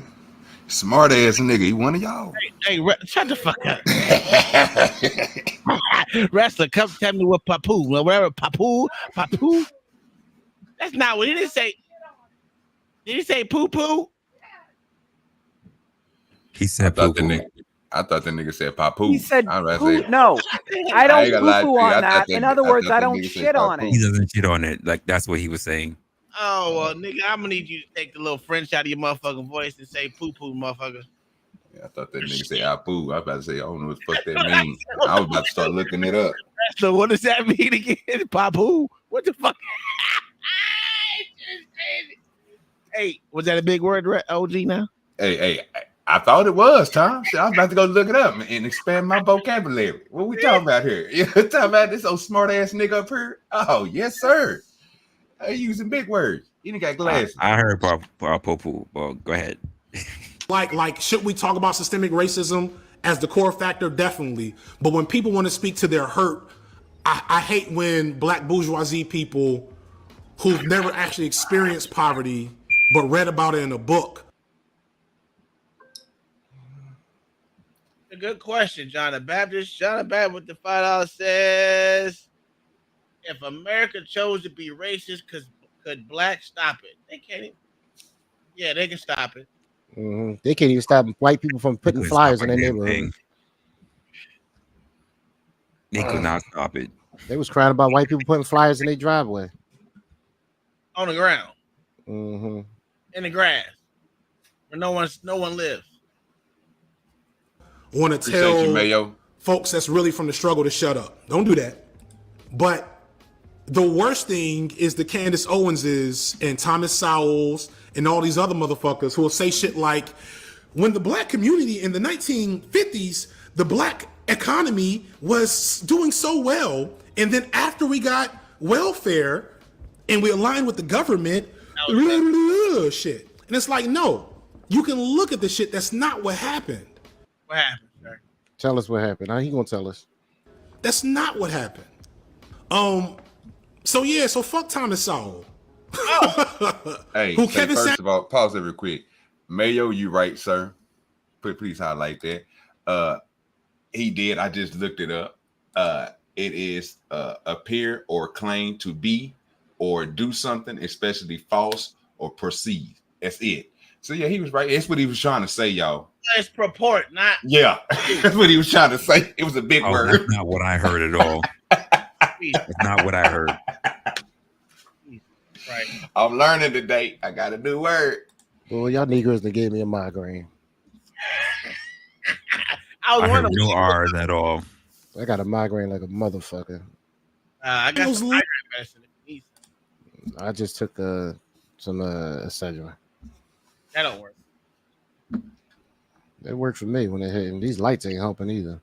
Loved, by the way. Kevin Samuels loved them some Thomas Sowell because them going on Fox News and repeating that bullshit for generations is one of the big reasons why we have so many issues with mobilizing black political power in this country now. Oh my God! Stop. But he thinks that's the reason? Oh my God, niggas. It's your man's, LA. It's your man's. The black elite. So Can you explain to me how you found this thing? Yeah, because I don't know how you found this nigga. You can listen to some good shit. Listen, he's been around for a while. I've seen him around for a while. I look at a lot of this debate sphere content, a lot of people who like to speak about a lot of intellectual conversation. So I've seen him around. Oh, okay. I must stay on the nigga side. See, COG, I told you, I only mix with the nigga side because the nigga side. Well, when you look about this shit, Tom, these niggas too smart for me. I just found him. I just found him. I didn't know who he was. I didn't know who he was. What the fuck you saying? Poo poo. Yeah. I known about him for maybe like 2 years. Yeah, I don't know. I ain't never heard this nigga in my life. I know his dreads is dirty. Well, his locks is dirty as fuck. You need to go get a wash. Motherfucker got 170,000 subs though. I don't give a fuck. He can have 100 steady dicks in his mouth. Don't matter to me. I don't care. Say it with your chest. I did. Because the first thing you have to do to mobilize black political power is to convince black people that we not gonna pull our pants up out of this problem. All right, so Prim just did a video. Prim is comedy. So like, don't pull Prim in the left tube, y'all. Don't go over to Prim's channel, left tubing with that nigga. Let that dude do what he's doing. This is good comedy. But he did a video on this movie called Lean on Me. I don't remember when this came out. It had to be like the Wait a minute. How old are you? What are you, 12? Yeah. What are you, 12? You probably were born. It was only in 1989. I wasn't either. So I really can't say nothing about it. It came out before I was born. It's an old ass movie. I can't even listen to him no more. I'm done. I'll be forgetting y'all niggas is old, bro. Yeah. Somebody who don't even know what Lean on Me talk about. We getting some opinions on blackness. Sorry, get off my. Hey, was he a real person on Lean on Me? That Dr. Clark dude? Was he real in real life? Yeah. Okay. A school in Jersey. Hey, LA. His other channel is 714K subscribers. Damn. Yeah, but we fucking up. I got to do something else different. Yeah, we fucking up. YouTube let that bullshit ride though, but we say one thing over here. They want to shadow ban us like a motherfucker. Hold on, what happened to the video? I couldn't take him no more. Once he's talking about some of this movie Lean on Me, I don't know about it. I couldn't deal with him. You can't talk about blackness and you don't know what the fuck Lean on Me is. I had to let him go. He got to go. He got to sit down for that dumb shit. So this is Brandon Tatum. Butterfly corrected me earlier. Butterfly want to be friends again, y'all. I cussed his ass out. Now he won't be friends again. Leave. What's up with it, Lawrence? Fuck you, butterfly. Piece of shit. No, fuck you, nigga. You leave my chat goon alone. Yeah, it's a real check going right there. So Officer Tatum. So Officer Tatum, aka Brandon Tatum, did an interview with this gentleman right here, and I thought it was a pretty good interview. This is not the whole thing because I'm not paying for Brandon Tatum's new website to go to watch it, but I will pirate the little bit he put out. So this was a good interview. At least I thought it was. Let's see what he got to say. The Key and Peele sketch from a few years ago when he was on are black Republicans. He was on what? Uncle Tom, the movie. Oh, okay. And they're having their little convention. I need to watch that. They're having their little convention, and they're all saying the same thing. And I'm gonna tell you what I thought the nigga was. There's somebody who. You remember what's that movie? Don't Be a Menace by Drinking My Juice in the Hood. The black nigga that was doing the driver's test. And you just turn to make a left here, make it right here, make a left here, stay right here. I'll be right back. Drive, nigga, drive. That's who that nigga remind me of. You don't know Lean on Me, but you know that movie, boy. Oh, that's a fact, sir. The Wayans, bro, is a. We gotta get him up out of here for that bullshit. Mm-hmm. John the Baptist with the $2 super chat. Drop OG for being born after Lean on Me. That's a fact, sir. Y'all, what y'all saying? The Wayans ain't black history? No, sir. Black history? No, sir. Yeah, nigga, they scary movie, nigga. They got everything, nigga. They got what's the one show that came out before my time that y'all niggas was interested in, used to watch all the time. It went hard when my brother used to watch. The Brothers. Yeah, brother. No, before that. No, he's talking. Is it a movie? No, the TV show. TV show. In Living Color. Living Color. Wayans, bro. That's Staples in the. I got the whole disc set of In Living Color. You see that? You see that nigga up there? You see that nigga up there? That's my shit, dog. You can't have In Living Color today. You can't have that shit. Fortunately. Damn. Thank y'all for everybody who watching us on X. Make sure y'all subscribe to our Twitter. Yeah. Because I'm gonna start doing shows on Twitter. Fuck this. Yesterday. Fuck YouTube. Hey, y'all missing one at the top yesterday. Nigga had all platforms up there except for Tickety Top. Oh yeah, I need to listen. Instagram, be honest with you, dog, you gotta throw that up there, dog. So the thing is, I gotta do it off 2 computers, right? I can't do it all on one. It bogs down one too goddamn much. So if I'm going to do it, I'm going to have to have the other streams run on a different computer. Yeah. I gotta end so much other shit because I ain't got no RAM in this fucking computer. So when I'm doing something, I gotta end every other program. Yeah. Yo, this is the one I got right now, but I had how many did I have running yesterday? 5? Bruh, that was rough. And you know, when you have them up, you gotta have all of them bitches up. So it just bogs it the fuck down. Comes into the room where they're talking, and he says, "Somebody's white wife is here," and all of them leave because.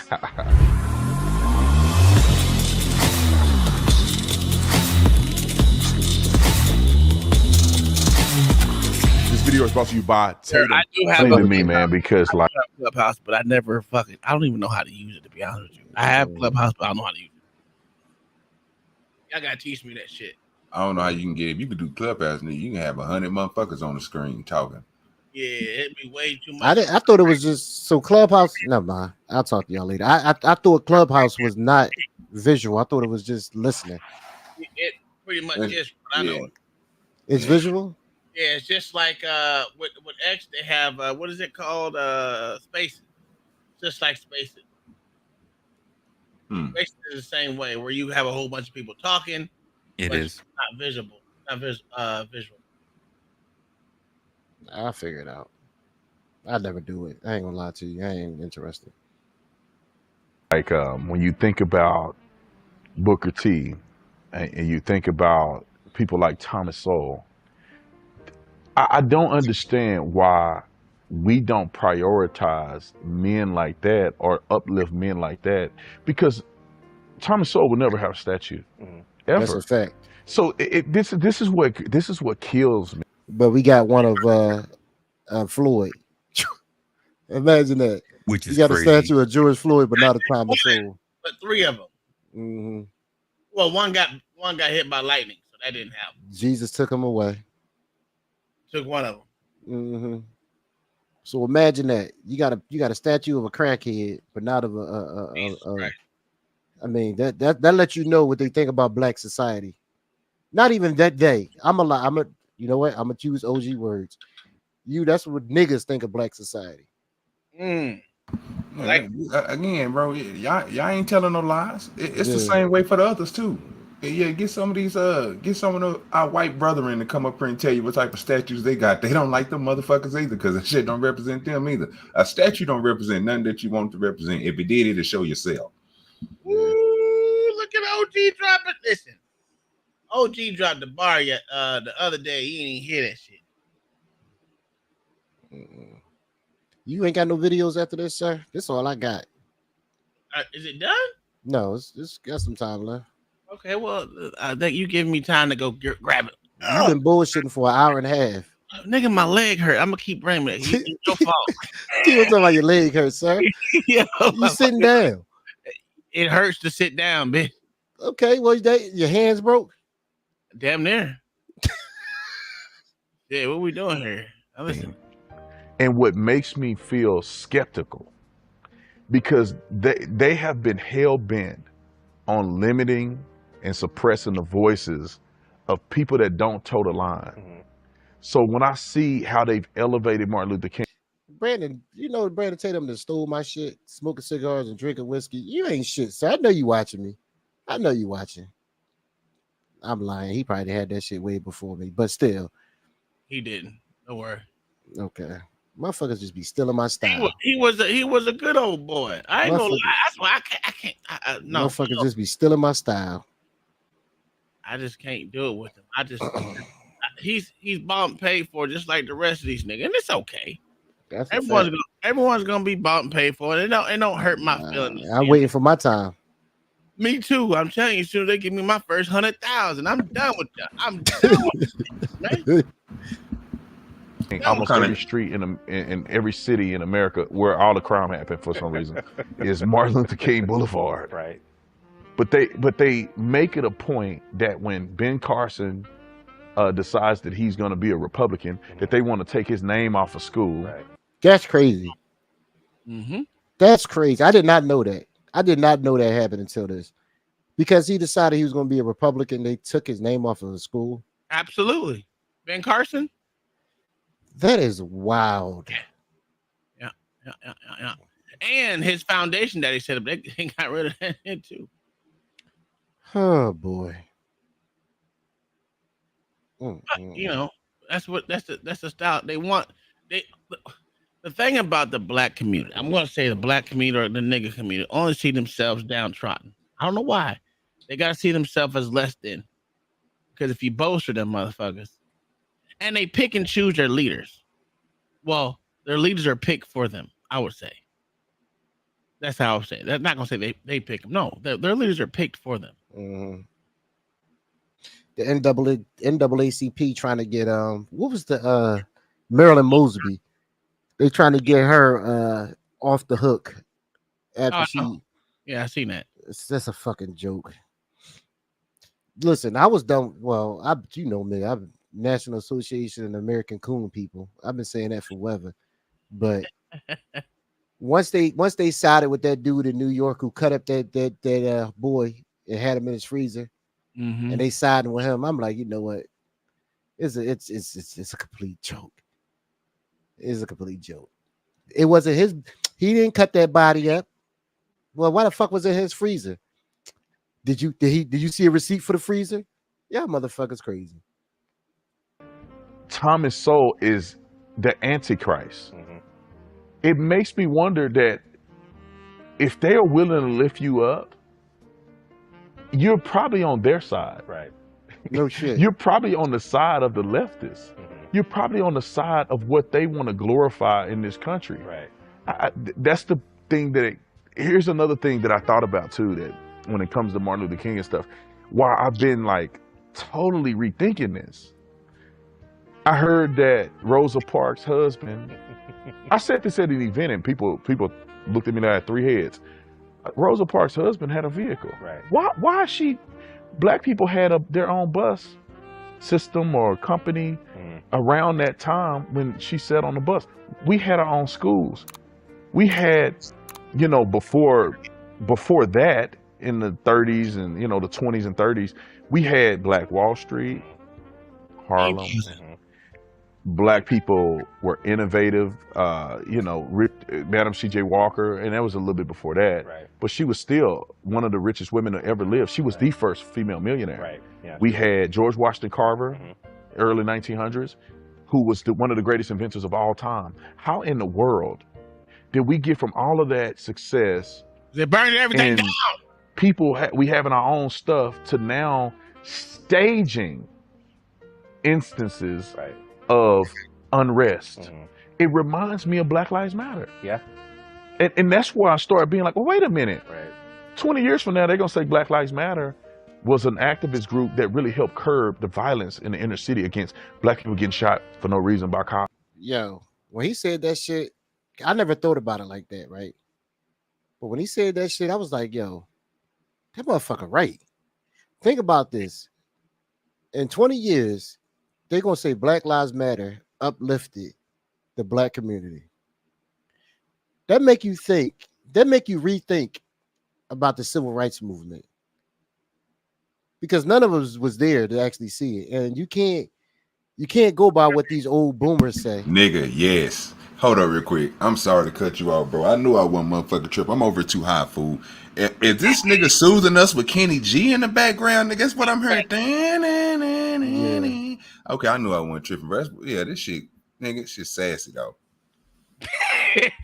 Something else. This nigga had to come out and say, this shit sassy. That was crazy. Stripping, bro. I was like, nigga, who the fuck playing that music in the background? I'm sitting there thinking about this nigga talking about cut off the lights and shit, nigga. Is that song he talking about? That's Kenny G, ain't it? This dude is insane. Oh, okay. I'm sorry. My fault. I did not mean to stop you, bro. I just don't like listening to serenading music while niggas smoke a cigar with the small wine glass and they just sitting there lovey-dovey together. Shit look They crazy. probably drinking that good whiskey. That's probably about a $500 bottle right there. I hope it is. You in that room with that man with them cigars, it better be a good bottle. Probably some shit I can't afford. I need to stop it. I need to stop it.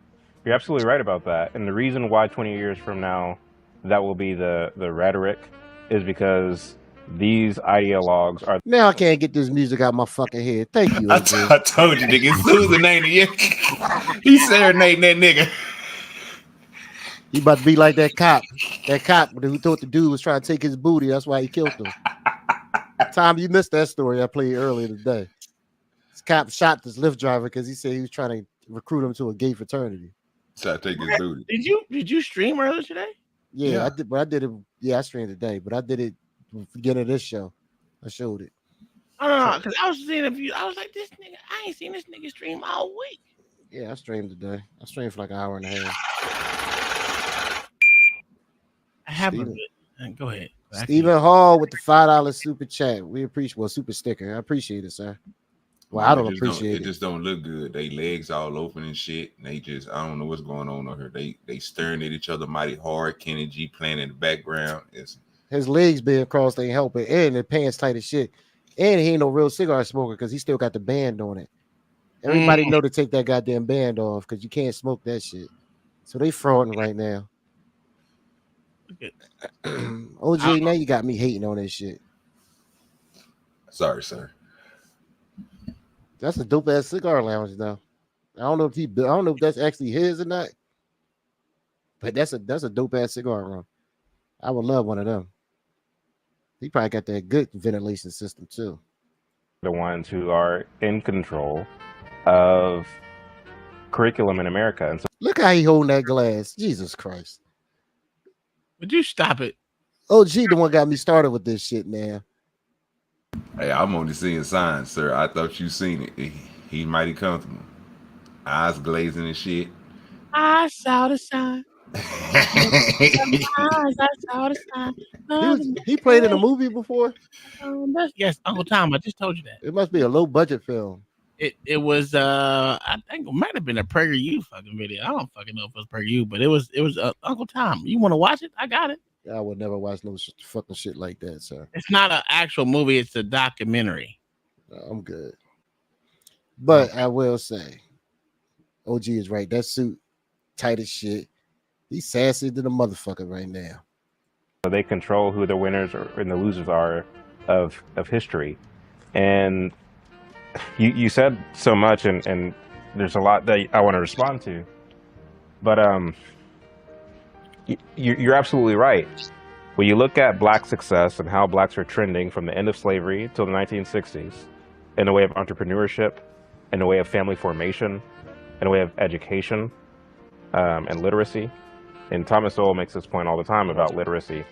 When you look at this kind of upward trajectory, even in the face of Jim Crow, it's interesting that one of the arguments for integration or integrated schools is that, you know, white kids, they're getting the state-of-the-art schools and they're getting the good books and this and the other, and they make it look like these black schools, by comparison, were just in shambles, and they were...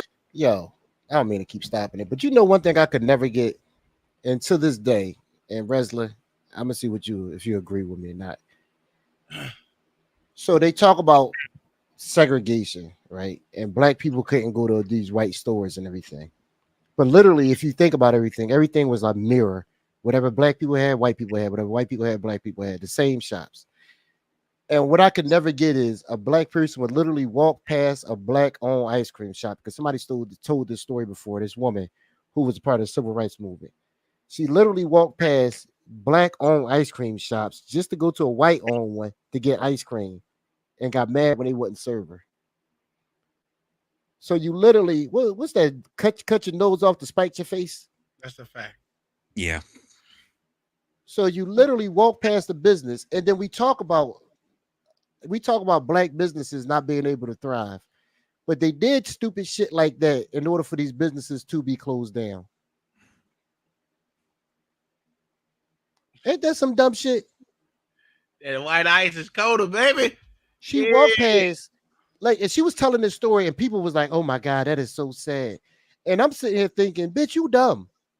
That's the dumbest thing I ever heard." You walk past, she said 3 black ice cream shops, and took her daughter all the way to the other side of town, to a white-owned one, and got mad because they wouldn't serve her. It's like, what the fuck are we doing here? OG just talked about this shit today. OG just talked about this. OG said this shit yesterday, I think. OG said, I'm not going to go past all these fucking gas stations to save 1 cent. It was 7 cents. It's 7 cents, bro. I'm not about to do that shit, bro. Yeah. Like, some shit just don't make sense. But black folks have been known to do that for a long time. I ain't gonna lie. I'll drive to a whole bunch of it to save me about 5 cents. I don't and spend about $5 worth of gas saving 5 cents. No. They on the same street. I just go bypass the one that ain't got the 5 cents. And if I get to the one I want to get to, and it's a little bit more, I'm gonna go back to the other one. That nigga crazy. Yeah, like it's the same. It's those same people that would go to the white ones, because if they went to the black ones, right? Let's be honest. Even if they walked in there, what they gonna say? Can I get the hookup? I got a question. That's just a real genuine question. Do y'all make it a point to frequent black shops? No. I always shop with the black man because I am a black man. I don't. I don't. In my mind, you're a business owner. If my thing is that you're saying black owned, by you even stating black owned, you're kind of already segregating yourself, because the people on the outside who want to buy your stuff, they think that they can't go to your shop to buy it. Because you're as a business owner, you should be able to supply everybody. That's logic though, because most people don't think like that. But here's my problem, right? So I tell my dad, I make it a point. If I'm gonna look up, if I'm gonna go someplace and I see if it's something I want and I know I really want it, and it's right there, I'm gonna go to the black person first, right? Just because that's just what I do. I don't know why I do it, but I do it first. But if they don't have what I want, usually that's what happens. Take my white ass. Take my white ass. I take my ass right over to the white right. man or the Asian man. You say it right. Take your white ass because you act like a white person. That's a fact. Well, my wife is white, so I can say it, right? That's a fact, sir. Well, jigaboo kids can say it. To whoever's close, whoever brings me the most convenience, that's who I'm purchasing from. Okay. I agree with you on that one. I do try to do that. I'm not gonna go out of the way. I'm not going out of my way just because they're dark skinned. I'm not doing that. I'm not. But I'm saying if they're in the same spot and they're selling the same shit, them are the same shit. Well, if they next door to each other, well, I think it's dumb business. But sure, if they're next door to each other, it's like whatever. You know, in malls they do that, right? I go out my way not to frequent Negro businesses, sir. Wow. Yes, I go out my way, sir. Let me tell you why. I hired a black man to cut my grass. I'm gonna tell you. No, sir. I'm hiring a white person just so I can feel like I'm better than them.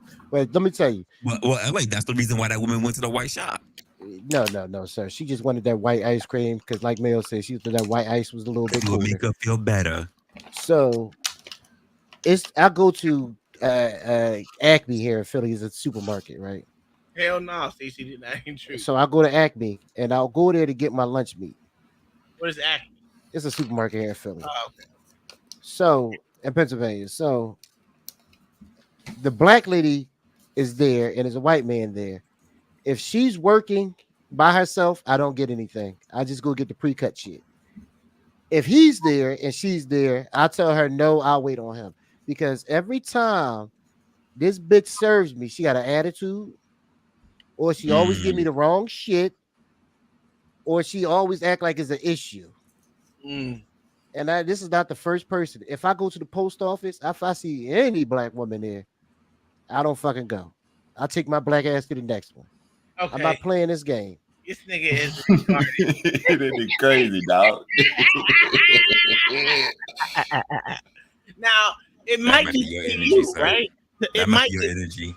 It might be just you. It probably is. Because that's why I've always gotten great customer service by majority of black men. No. Okay, let me restate this. Older black women, I do great with. Okay. I do great with. Yesterday, where I had to go. Yesterday I had to go do some tests. Black women there working the counter. Oh, hey baby, making jokes with me. I said, okay, you know what? Every time I go, I don't know if them older black women think I'm a gigolo or something, but I'm always good with them. But them ones in their 20s and them 30s, them heifers always give me an attitude. I don't know why. You know what? Kai always gets the white bitches that get her attitude. Because she got a goddamn Negro. They want one. And the black ones too?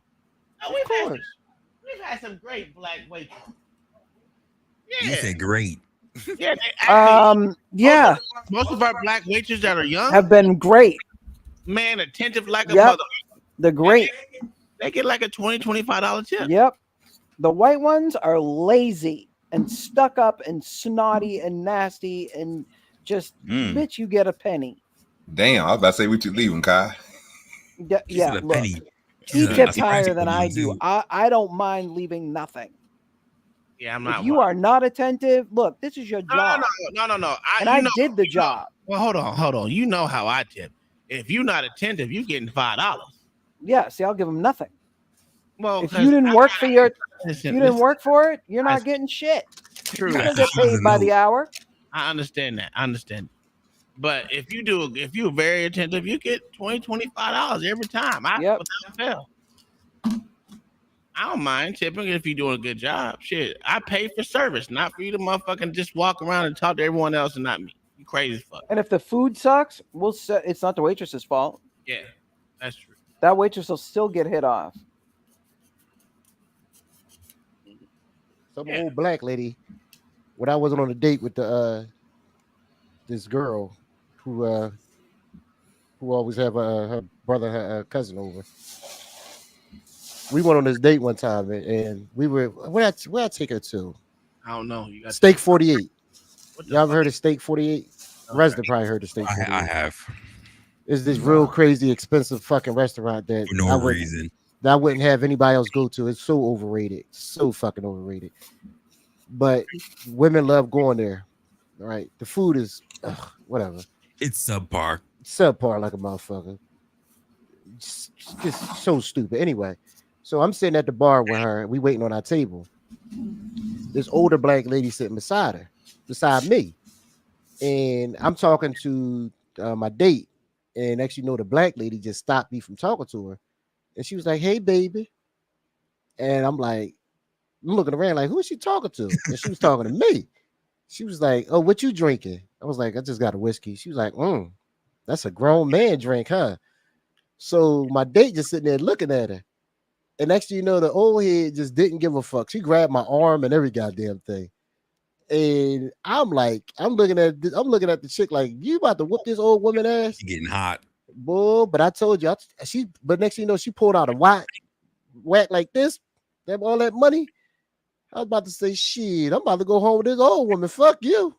This woman cutting checks. I would have. He bullshit. Kai hates when people call me sugar. It's disrespectful. Yo, we were going. Well, it wasn't even we. I was going. That's like us going and us having a waiter, and the waiter constantly calling me honey and babe and sweetheart and all that. I wouldn't care. I'm not asking you. Oh, okay. It's disrespectful. I wouldn't. It's disrespectful to the other person. I don't think it's that disrespectful. But it's not up to you. Oh, okay. Well, again, Kai about to fight an old woman. 90 years old. Kai about to no. If it's an old woman, like elderly or old, much older, whatever, I don't mind. It's the young ones that I have a problem with it because I know they're being disrespectful. This chick had no teeth. Oh, She worked in gold teeth. Look at Tom's face. Tom said Kai about to fight. It was at Taco Bell. She was like, this bitch need to shut up with that sugar shit. I was like, she ain't got no fucking teeth. What the fuck are you doing? And she working at Taco Bell. The fuck are we doing? And that was Dunkin' Donuts. No, that was Taco Bell. Dunkin' Donuts. Not even worse. Well, Kai, you out here ready to fight these old senior citizens? You said, bitch, get your walker. Look, I already didn't want to be there because I think, look, Taco Bell in the morning, that's nasty. Ew, Tom. I wasn't getting anything. With the bubble guts early. Gross. Shit, that shit is delicious. What the fuck y'all talking Were you getting the breakfast or you was getting regular tacos? No, he was getting breakfast. Oh, man. You're supposed to go to sleep and wake up for that. You got to wake up. That's toilet. That's a fact. You remember they're gonna eat that Taco Bell early in the morning. Then about 1 or 2 o'clock, and you on the toilet, bad. Supposed to be at work. Con Shonery just said exactly what I was going to say. I do not want to smell that shit in the morning. I don't give a fuck what Con Shonery talking about. Y'all better leave Taco Bell alone. God damn it, that's an American staple. No, it's not. All right, no, it's just a staple. Yeah, it is. It's a staple. I will fuck some Taco Bell up though. Not the breakfast, but the regular tacos. Get this nigga out of here. Listen, Taco Bell is a fucking amazing in the morning. What? And they do the cinnamon shit in there. Oh my god, that shit is delicious. How bad you be farting? Oh, like a motherfucker. You know it's bad. I'm not there. I'm not there. Thank God. Yeah. I know you be having a bubble guts, boy. Boy, like a motherfucker, bro. On that ride back to the halftime, trying to get home with the quickness. Boy, clenching them butt cheeks. He ate that Taco Bell that morning. Hey, them Clenching them nacho butt fries cheeks. is delicious, nigga. Hey, how fast you run to the bell? Real hard. It's not your booty. No, That's a fact, LA. My stomach has become acclimated to this shit. Oh, he got that major pain stomach. Yeah, boy, I fucked that shit up, dog. Yeah. That's why I had to stop eating McDonald's in the morning, boy. I used to pay that price. Yeah. That sausage and cheese on the biscuit. Are you talking about the McGriddle? Oh, not the McGriddle. Hey, the McGriddle, bro. Whatever that shit is inside that goddamn their bread or whatever the fuck it is. Hey, bro, that shit put you on the toilet, nigga. It's good though. That shit put you on the toilet. Hold on. OG will go to Burger King in a motherfucking hot second. He gonna talk about some Taco Bell. Burger King just is bad, nigga. Bro, I don't eat breakfast there though. I only go there for one thing. Yeah, I only go. I don't eat nothing from Burger King, bro. But I like they fries sometimes, but they fries kind of trash. It depends on who making them up there. It depends on who making them at the one up here, man. Hook my shit up, dog. Back in the day when tacos was $1, man, I used to go there and I would get 15 tacos easily. Taco Supreme. My man said 15. Y'all remember the Frito burritos? Oh my God, yes. That's toilet Rio. That little cheese sauce they had in there. And hold on, and Uncle Tom, the Dorito ones with the Dorito shells. I don't know why y'all playing. Hands be redder than a motherfucker. Orange from that damn Dorito. Oh man. Oh, they eat like high schoolers. Yeah, That's I'm a telling fact. you, bro. I'm still trying to figure out how Tom eat these fries from there when that nigga know they ain't got no fire in there. How they cooking them fries, sir? They do got grease in that, nigga. What are you talking about? Nigga, okay. What are we doing, OG? A fryer, nigga. Them fries is not fried, nigga. Well, how they warm? Cheesy fries, nigga. They warm them bitches up, nigga. You go to the toilet. Cheesy fries, nigga. No, I'm talking. Yeah, nigga. They got that little coating on the outside. What they call Tom? Chicken. No.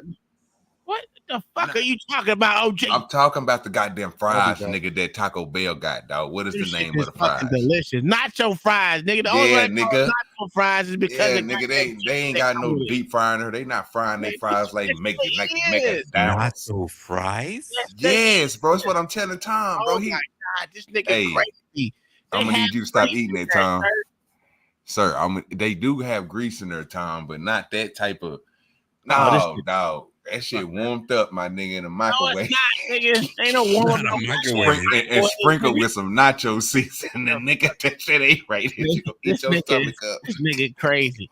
This nigga said they don't have grease and they ain't dropping the fries in, nigga. Bro, they not, bro. He said they sprinkling the ground beef seasoning over it. Yeah, they put the hoes out the box wrestler and put them hoes in a warmer. Now I'm a motherfucker. Now I'm gonna make you eat your shit, nigga. How are nacho fries made? Oh no. They ain't gonna say now you know Taco Bell ain't gonna give away they technique. That's like the Colonel's deep frying secret. The pressure cooker. Get the fuck out of here. The pressure cooker. You didn't know that, bro? They chicken is pressure cooked, nigga, up there KFC. Nigga, it's pressure cooked. It's put in grease, but it's submerged and locked in a cylinder. That's why they chicken come out like that. You know, if you go to Williams Chicken in Dallas, bro, it's like Churches and Popeyes. It's real chicken. You got to batter it, double batter it, and then you put it inside. It's a makeshift box with wheels that you have to move with a little cart. So you have to really batter your chicken. But they don't have to do that, bro. They put that shit inside and they put it inside that motherfucking machine, close that bitch, and they seal that bitch like a door that's on the ship. It got one of them seal tops. Bro, that shit. Okay. No one care what you saying, nigga. What does this look like to you, nigga? Do you see that hot grease underneath that bitch? Look at this. He really went to go find. I know everybody on my page loves First of all, stop. Taco Bell brought back the famous nacho Stop fries. the video, bro. Stop the video, bro. I want y'all to look at those fries. It's a home style cut fry. That's a McDonald's fry, bro. That's not no fucking Taco I know Bell everybody fry. on my page loves them, so I had to show them off still to in you pictures, guys. bro. They still in pictures, dog. Listen to me, nigga. They still in I don't pictures. know It's the about wrong that, thing, bro. Listen to what I'm telling you, dog.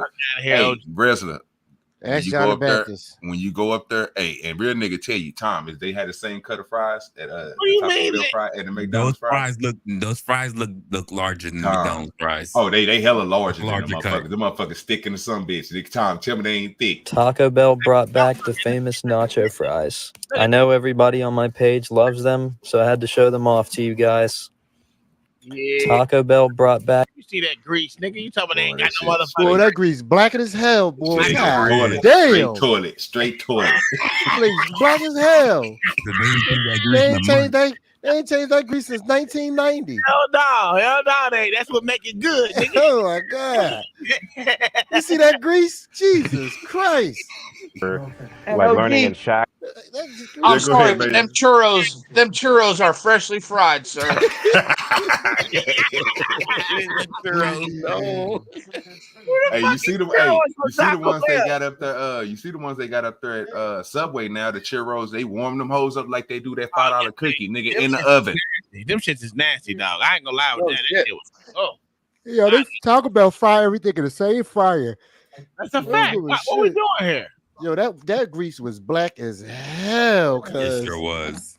Them fries disappeared in that damn oil. Only Taco Bell that got a fryer.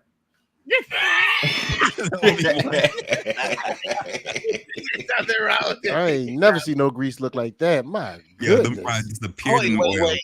You ain't never seen the McDonald's motherfucking fryers, nigga? Oh, I remember cleaning them bitches, dog. Oh, I used to hate that shit right there. Woo. And that shit stinks so bad. And you know what? When they put the new fresh grease in there, It smell worse than the old shit, dog. It's bad. I hate the way grease smell. Man, OG was on the show. John the Baptist said, "You got some extra ketchup?" He said, That nigga ordered that extra ketchup, boy. He got had that ketchup, dog. Hey, we was like, "Yo, John the Baptist, what the hell are you doing?" He said, "Oh, y'all can hear me?" Yes, sir. That nigga Black Suit Fire was on that motherfucker. Told that nigga, no, I didn't want no ice in that. I said, oh, this nigga. We always catch somebody eating, boy. Yeah, boy. Let's finish this. I'm about to get up out of here. Let time take over. When the reality is, when you look at these, because I've actually looked at these schools, many of them were just as well kept, if not more so, than some of the white schools in the South. And Manning Johnson, I don't know if you know who he is, but he makes the same exact point in his farewell address. And not only that, when you look at the Jim Crow laws that existed, a lot of these Jim Crow laws throughout the South were agreed upon by both black and white leaders because they understood that if we are going to be successful as a people, we need to be able to compete and we need to be able to work in the marketplace alongside people who are of our culture, especially in these tumultuous times.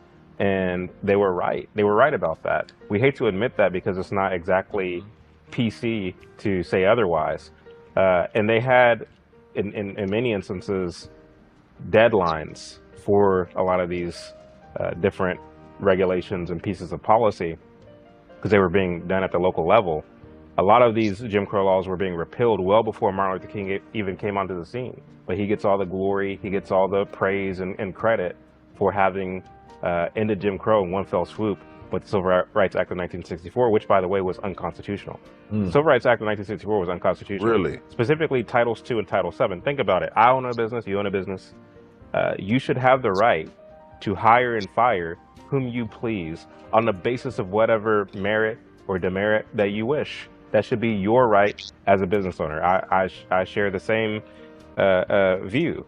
I should be able to serve whom I please and fire whom I please. The question or the problem wasn't so much bigotry as much as it was the fact that in these states, the state government was mandating where blacks can come in and what doors they could come in, whether they can sit in the balcony or what have you at a theater, which car they can sit in on the train. So the state was actually acting unconstitutionally. So Bob Woodson. I love Bob Woodson. Yeah, I love him too. But Bob Woodson makes the point I don't even that know what that the is. point should have been about desegregation, not about integration. Yeah, that's what Tom just said earlier. It should have been about desegregation, not integration. What makes a lot of sense. What have happened was everyone would have mixed anyway. Mm-hmm. It's only natural that you're gonna actually take care of the people, especially when we went to war afterwards. It's only natural that we're gonna fucking mix together anyway. So why the fuck would you force this shit? Mm-hmm. That, to me, this makes no sense. I already knew that cracker back there was meant for me. I told her, look here, cracker, bring your white ass over here. You know what she did? She listened because that's what she do. Submissive. Stop. She's gonna throw something at your ass again. That cracker know she know better. Don't knock on the wall, nigga. You better keep your knocks to yourself.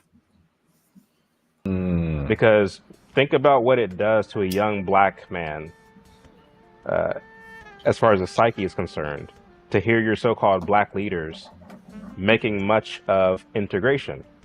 When your dentist is black, your doctor is black, the teacher at the school is black, everybody you know who's successful in your context is black. But then you turn on television and you see Martin Luther King talking about we need to integrate and we need to do this, we need to do that. What that does to you psychologically is make you think, is a white man's ice colder? Is the grass greener on the other side? Is there something that the white dentist across town can do better than my black dentist who lives in my neighborhood? So you begin to believe that you live in such an abysmal state, and if only we can get what the white folks have, we'll be better. And so it kills that entrepreneurial spirit. A lot of these young folks who were intrigued by SNCC, which was the youth version of Martin Luther King's Southern Christian Leadership Conference. A lot of these young folks abandon the journey and the trajectory laid forth by their fathers and grandfathers. While their fathers and grandfathers were entrepreneurs who had bus lines, who had stores, who had dentist offices and doctor's offices, rather than going the way of their fathers and grandfathers, they chose to become militants. They chose to let their hand off the proverbial plow and instead pick up the picket sign because they thought that that picket sign will get them the success they so craved. And then it's interesting that you go from 3 out of 4 black children being raised in a home with 2 parents prior to the 1960s to now 70+% of black children are growing up in single parent households. And so all this has to do, from my research, all this has to do with the rhetorical shift that happened in the 1960s at the behest of the civil rights leaders who were making us believe as black folks that white ice is colder. That's crazy, bro, because I look at it and I think it through. Nobody can deny what you're saying. Nobody can deny. Shit, that's a lie. You talk to that Negro we just listened to first. He deny all that. This is crazy. All right. You want to continue listening to this? No, sir, I'm done. You got it. All right. Well, don't be done. I got something for you. No, sir, I gotta take my ass to bed. Told you I gotta get up early in the morning. And I got an hour drive to get to this therapist tomorrow. Just so I can get paid. Therapy schmerapy. No? Nah, nigga, this is for me to get a paycheck from this dumbass city fighting this. They still fighting my PTSD claim. All right. This is the right one. Nope. All right. I think this is right. All right, yeah. This social class, social 19. Oh, this dude is a good job. Racism and inequality are big problems in the world, in the United States today. Let's just stick with the United States. And then I need 2 people who don't think that's. You're going to make this argument. And they're going to coach you. You got to make this argument.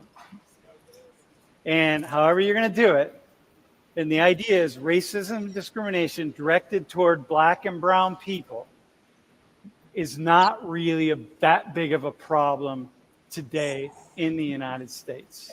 And you have to coach them. Like they have no idea what to say. Am I right? You would have no idea how to make the argument, but you're going to make the argument. And so the 2 of you at least have some. I didn't know he was at Penn State. About it. Yeah. And so. Oh, he up my way. And then they'll coach you a little bit. Like I would really say that like a lot of the.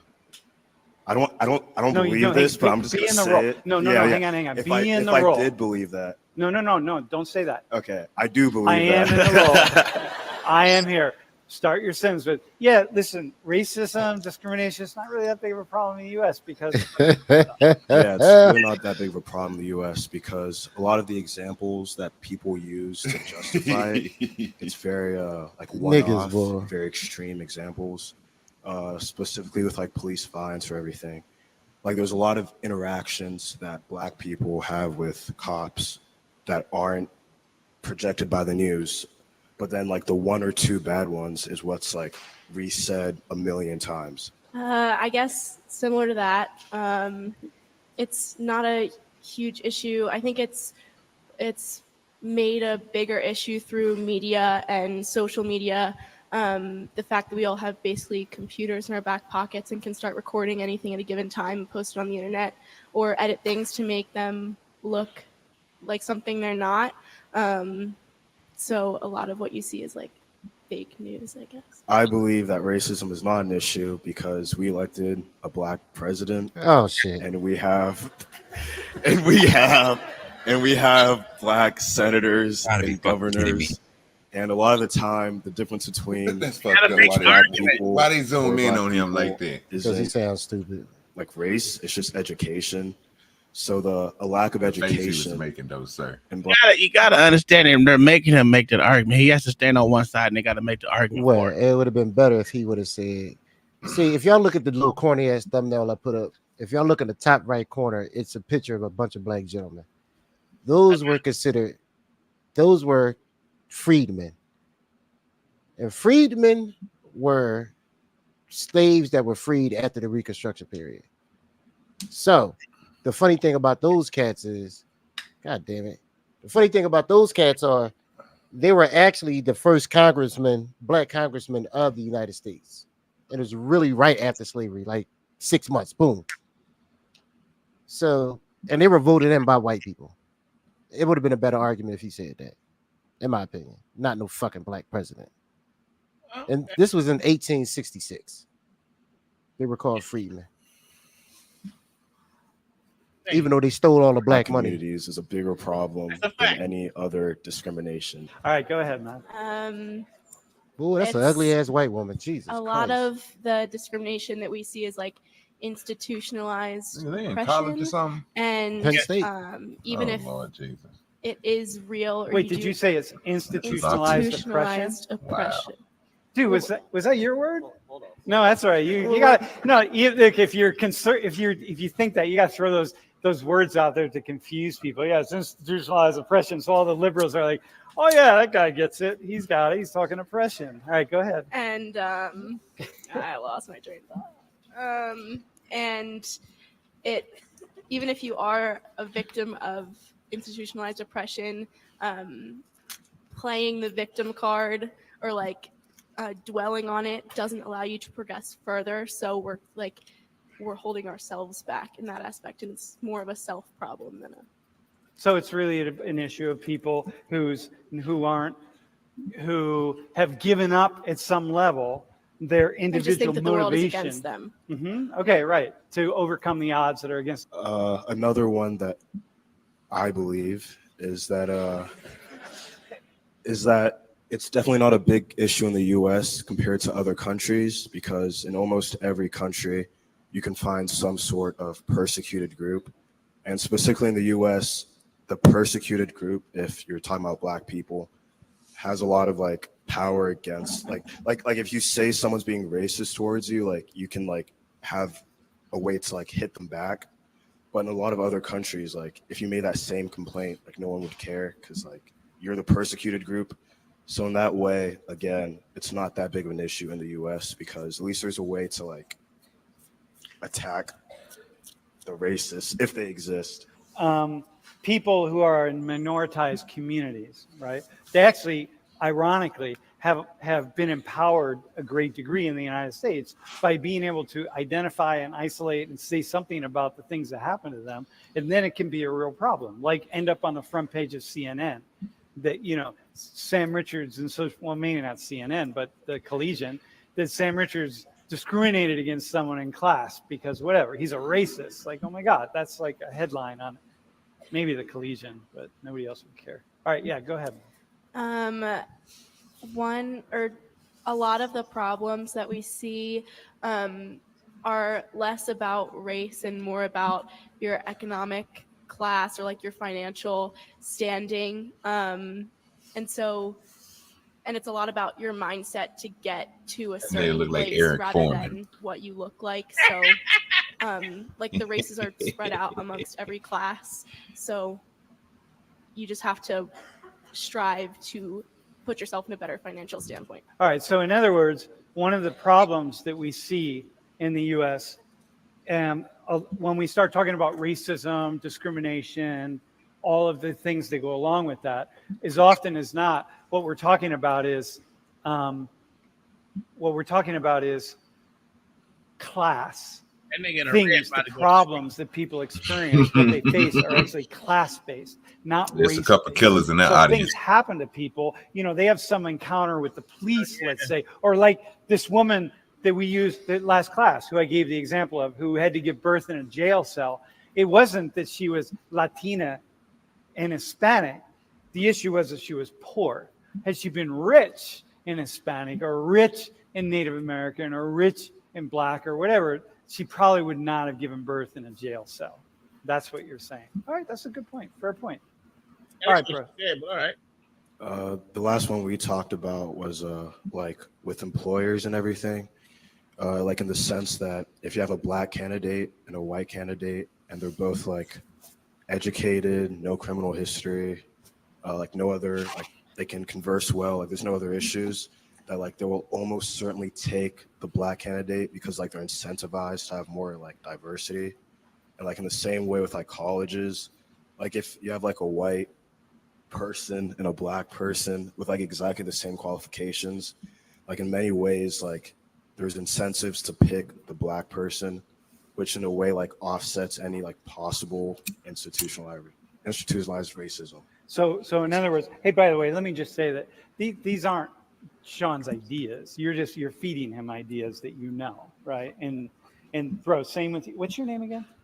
Isaac. Same with Isaac. These aren't his ideas. I had to pick two people who I knew would be able to feed ideas. Okay, so one of the issues is that's sad. We have these inequalities in the world, right? And we have discrimination, but we also have programs and things that are set up, other systems that are set up, so that when people experience something, right, or that other programs that uplift enough people, right, and give enough people opportunities, that in fact what happens is it offsets the negative experiences of discrimination and so on. Yeah, that's all right. That's cool, man. All right, go ahead. Racism is something that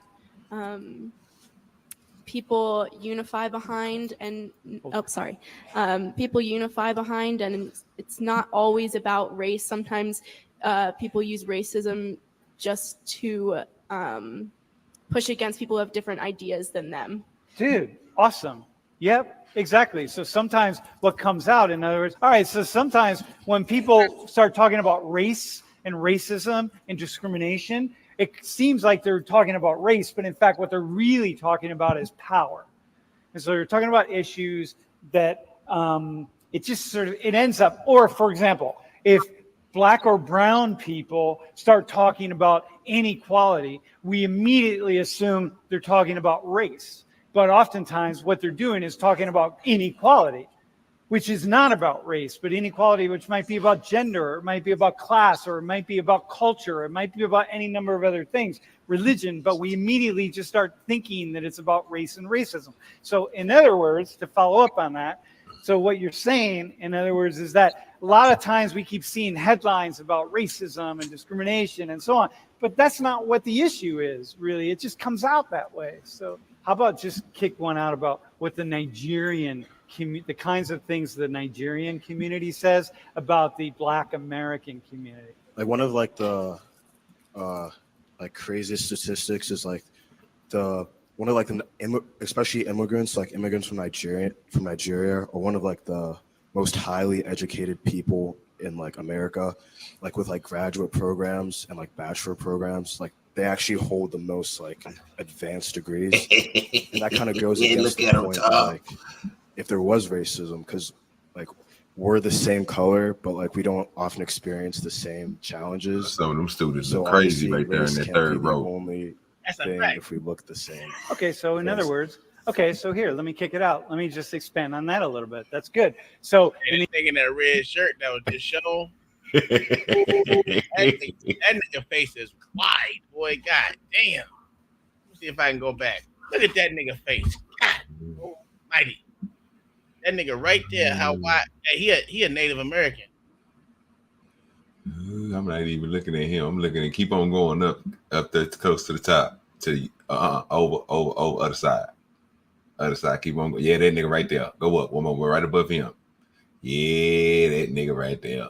That's we say it's a school shooter. That's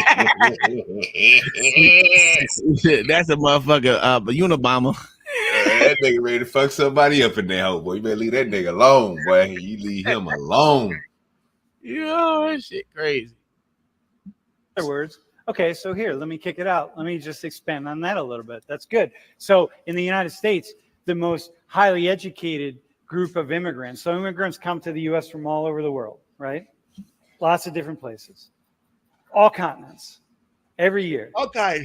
In spite of what Donald Trump would like in some places, they're just coming from everywhere, okay? Legally, illegally. Well, he's just trying to stop people coming without documents. So in fairness, so people are coming from all over the world. The people who are coming and who are most educated, who are most likely to have not only college degree, but advanced degrees are coming from Africa, And within Africa, Nigeria is one of the highest. The actual highest is Egypt, by the way. Egyptians are the high. I think it's 65% or 67% of Egyptian adults in the United States have college degrees. But coming from Africa. So it's like, wait, you don't, most people, until you say you were Nigerian, most people in the class assume you were African-American probably, except Nigerians, because they know who you are, right? Dude, and so like, wait, hang on. But that's not happening in his, why is his community doing so well? Like, what's going on? What's happening in his community? What's happening for him that, you know, he's liable to do, you know, he's probably going to do quite well here at Penn State and move on and have advanced degrees and make a lot of money. So what's with that? Where's the discrimination if that's happening?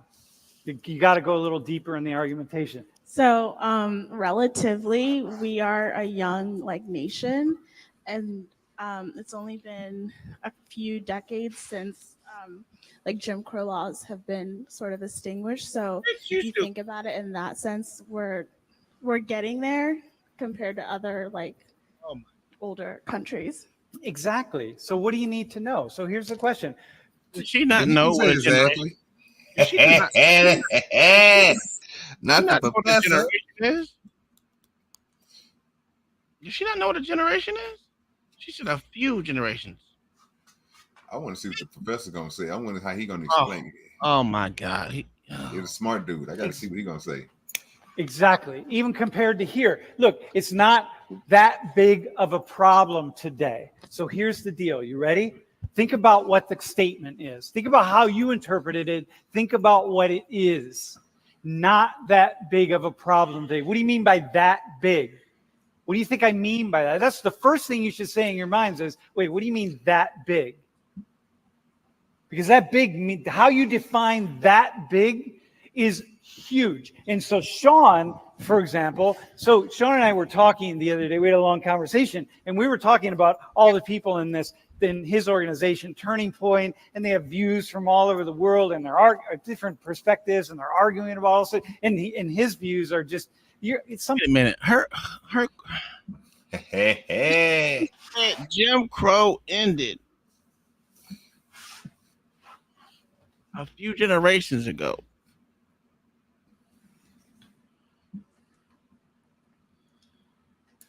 It almost so when Jim Crow, so it was a few decades ago or something like that. Yeah, it's been 20-something years. Yeah, I know. Believe me, I'm just trying to figure out why he gave her a hand for high five and all the rest of the shit. Christ, this is okay. All right, they right. At some point you're gonna talk. Right now you're just on mute because I just need other people to talk. But dude, this guy is so immensely complex in his views of the world, just like me, right? Like mental illness status, thinking thoughts from everywhere, drawing from everything. Okay, maybe you're gonna get there, bro. Right now you're all right, but you start with that big. And so if he takes the mic and says, yeah, well, I don't really think racism and discrimination against Black and brown people is that big of a problem. Many of you would be, oh, boo, whatever, right? But the question, why would you say, you don't know what he means by that big. You just framed it for us. Dude, that big, y'all, do you understand that if we could just go back 50 years, there are basically no Black and brown people here in this room. You are not allowed to be in this room. You're not even allowed. You're not even going to be allowed in many places to get bank accounts, to do all sorts of things. Be riding on the back of buses. One thing after another. You're not going to get loans. You could never get a loan to go to college. So it's with that big of a problem, it's well, in the context of so many other things, yeah, it's not really that big of a problem. But how many of us did that? How many of you went right there immediately and thought, well, what do you mean by that big? Because that's the key right here. And did anyone go there? Did anyone start your thinking when I put that up there? Say, well, hang on, what do you mean that big of a problem? Because otherwise, what goes on is you meet Sean and you start talking to him and you start arguing. But he says something, and then you start arguing about, What do you mean it's not that big of a problem? And pretty soon you're arguing one thing over here, right? Like the two of you would be. He's just arguing another point, meaning like, well, I don't know, it's really not that big. But you see, like, oh, it's this privileged white guy. So he doesn't get it. Like, he's denying all the things that are happening. The dude might be an absolute scholar on the civil rights movement. He might know more than about inequality in the United States than all of us put together. And he's saying, yeah, it's not that big of a problem. And we don't even bother to even ask, like, dude, what do you mean by that big? Because that says everything. And then we just start going. So, because the truth is, it's really not that big of a problem. If you just look at a little bit of history, oh my God, not compared to, Africans in the US, bro, compared to what Africans are experiencing in South Africa, immigrants, compared to immigrants here in the US, please, this is like nothing. What's happening on our southern border is nothing compared to what immigrants are experiencing right now in South Africa. They ain't ready for that kind of question. They ain't ready for that conversation. Because them motherfuckers are straight getting. Oh, I say that's a whole classroom of our leaders, boy. We get ready. Yeah. Yeah, buddy. You heard that. I ain't gonna say ludicrous speech. I'm gonna say that informative information that we just learned. You want to use informative? Yeah, hey, Tom, I didn't know that he's a professor. So, hey, I'm a nigga with a 3rd grade education. He's smarter than me, son. I mean, shit, he's smarter than me too, but that's not the point. The point is he's giving false information. That's the fucking point. The point is it was really, I understand he's trying to make the argument, and his argument was really that it's really not that big of a deal, and I get him. That's the true argument. If you really want to sit down and look at what immigrants and other people go through in their actual home country, just think about this, right? So-called Black African American, what the fuck do you want to call these niggas in this goddamn countries? In this country, have been, you can say that we had to overcome a whole lot, right? You got to think about it like this. In their own country, you say the Africans that come over in its own country, we were born into speaking English and being colonized, right? These niggas have a whole fucking country and they speak English. And they colonize in their own goddamn 54 countries in Africa. Colonized by crackers and everyone else. How the fuck can you tell someone on their land what to do, how to live, how to talk, how to use currency? Think about how fucked up your whole shit gotta be for outsiders to come tell you these motherfuckers have no excuse. The reason why they talk the way they talk, the way they speak English, the way they have been colonized to think that white ice is better, because like he said, they come here, and then most of the people that leave Africa and come here, 95% of the time don't go back and live. It's crazy. How can you not make your own country better to go somewhere else and make their country better? This is insane. How can you be colonized in your own goddamn shit? Never left. So they ain't got no excuse. They ain't got the slavery excuse that they have. They ain't got the Jim Crow bullshit laws that we got so-called here, even though that was over 60 years ago.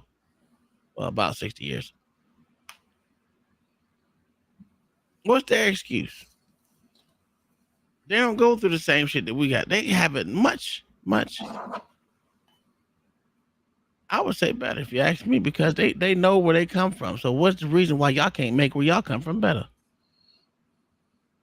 That's crazy, because the niggas in here in America ain't got nowhere else to go but America.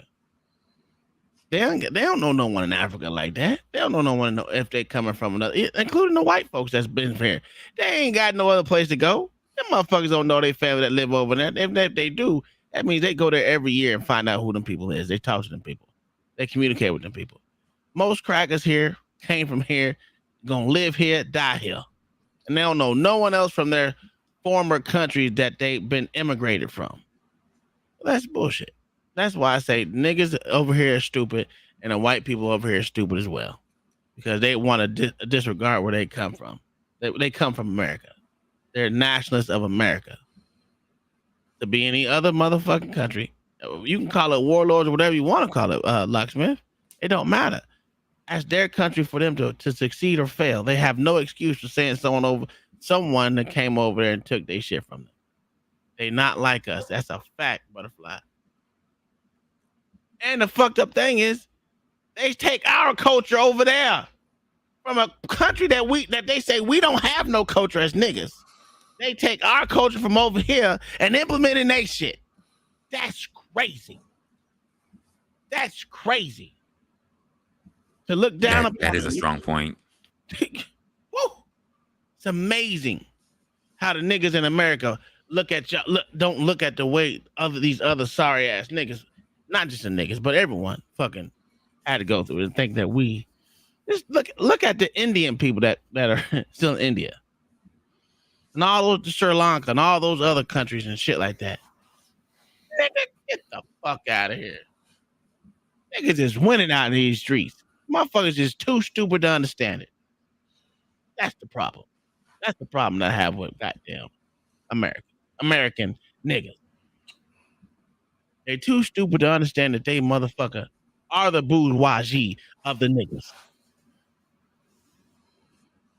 That's crazy.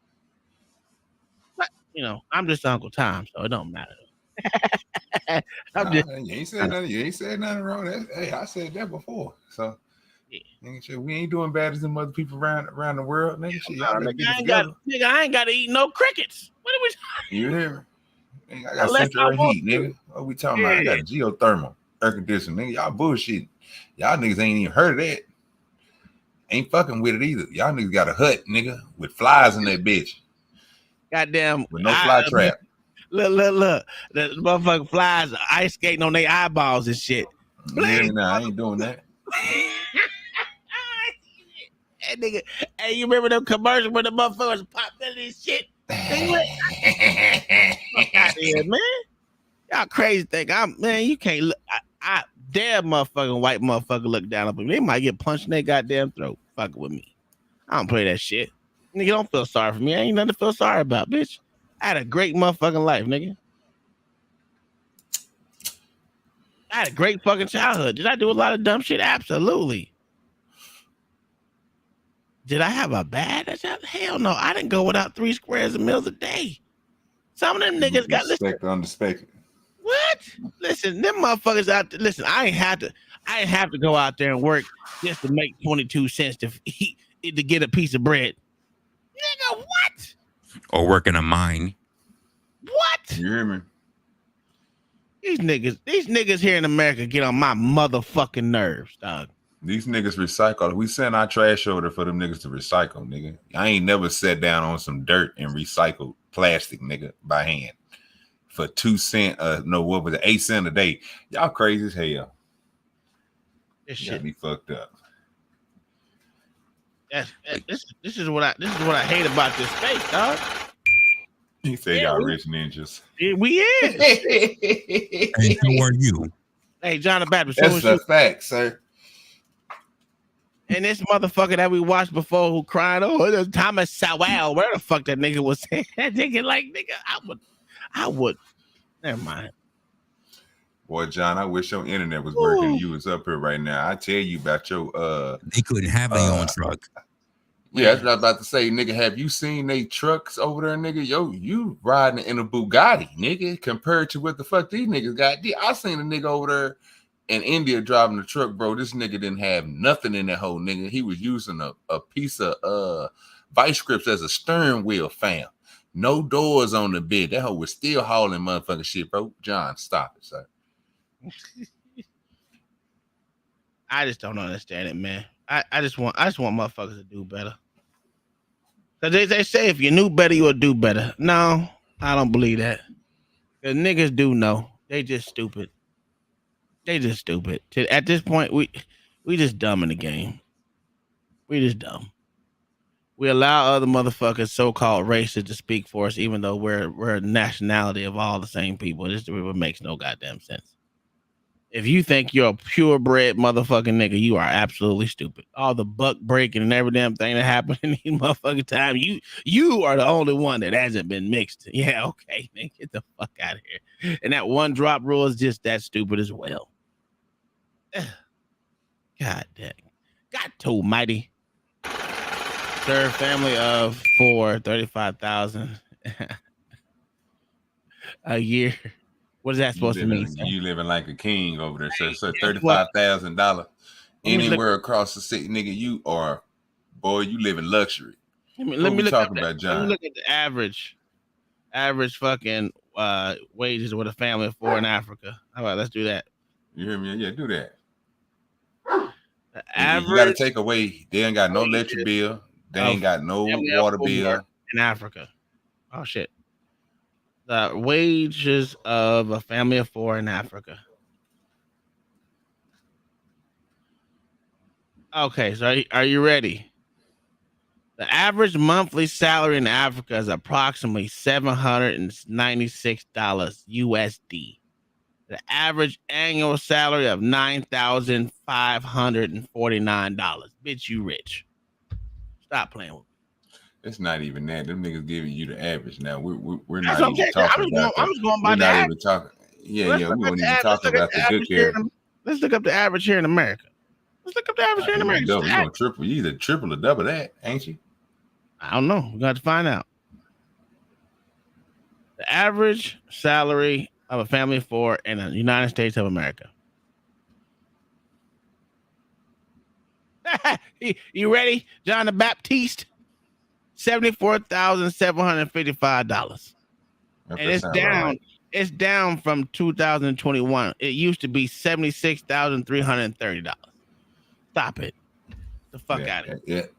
Yeah. If they got you, John, that's about how much you and your family bring in, sir. We are not the same. What are we doing here? That's a fact. Yeah, you don't live in Africa. You right. That's why they make more money than you. I mean, that you make way more money than they do. Mm-hmm. What are we talking about? $100 in 1950 is $1,300. That's a fact. I'm not. I mean, that's inflation and every damn thing else and all kind of shit. They are the past. They're in the past. Economics. Yeah, they ain't got. They got a lot of dirt roads. What are we doing here? Why do people think they got some places over there, bro, that's built up, bro, but the majority of the motherfuckers over there, bro, is not living like the United States is living. They absolutely people just don't understand that. They look at one part of a country and they look at all this infrastructure and they'll sit here and be like, oh, this country, this and that. But nigga, look at the whole goddamn map, bro. It's not like the United States where you can go from California, nigga, to New York, nigga, and drive across this motherfucker and see, nigga, that we ain't missing the spot, nigga. Somebody own it, nigga, and it's built up. For some reason, y'all think that shit is not like that when you go across seas, nigga. It believe me, it's not. Them niggas is dirt roads, nigga. They ain't got no sewer system, no water system. In some places, it's only where the big places. Everything else around them niggas is in hell. And y'all think these niggas is living good. Well, take your ass over there and live without no electricity, no water, and all that shit and deal with them bugs. Because they ain't got bug spray, nigga, like you can go to Walmart. They ain't got them. Them motherfuckers go make it work out there with your mosquito net, nigga. Go on out there. Hey, nigga, I'm gonna tell you the truth. I walk around with DEET, nigga. There's DEET in my truck. There's DEET in my motherfucking football bag. There's DEET everywhere, nigga. I don't play this shit. Hey, my wife got her in that shit. Like, we don't play with them bugs. We crazy. Hell no. Americans don't own their own homes. What does that fucking matter? Neither do the niggas in goddamn Africa. What are we doing? They don't own shit either. I don't know why you quote $74,000 for a family of 4 in America when I make less than that. I make $35,000 a year with a family of 4. Plus your wife, you about at 74,000. Sir, you're not even a family of 4. Why are you doing this? I do have a family of 4. I got a wife, a daughter, no, you don't. and a son. I do have a wife, a daughter, and a son. They are living with. No, they ain't. What you mean? Your daughter may be I raised- living there. The rest of them It's still, gone. my, John, it's still my family. What we doing here? John the Baptist, stop it.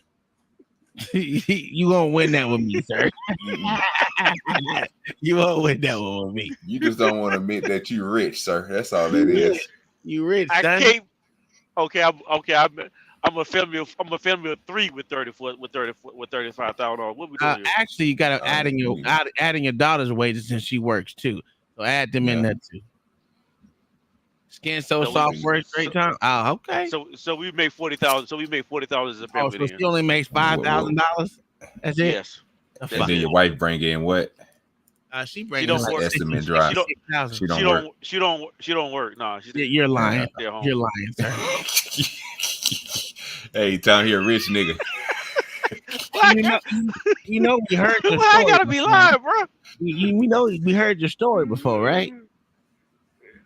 What that I grew up homeless and broke? My mom was No, a no, crackhead. no. What we doing here? What Listen, story? you call it what you want. Your mom was rich. Your mom made 28 cents a month, a day. We don't live in Africa, bro. Oh, okay. Okay. Uncle Tom, what is positive in the black culture that should be passed down? I would say history of so-called let's see. The non-leaders of the black people, the inventors of the black culture. There's a lot of inventors that don't get no playtime, no airtime. That should be passed down. I think that to me, because I love history. I do love history. And I like American history. We just don't see any use for American black history in America, except for only one time a month. I mean, one time a year. That's crazy to me. There's a lot of black history that's actually dope as shit.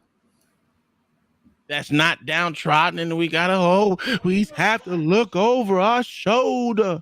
That shit's crazy. What? Black folks, when they want to be, they can be creative and black folks when they want to, we can be creative. I don't know. Kingdom Mighty, I'm gonna say cooking whole hogs. I need to pass down the tradition of cooking. I'm getting tired of black folks eating processed foods and they looking crazy out here.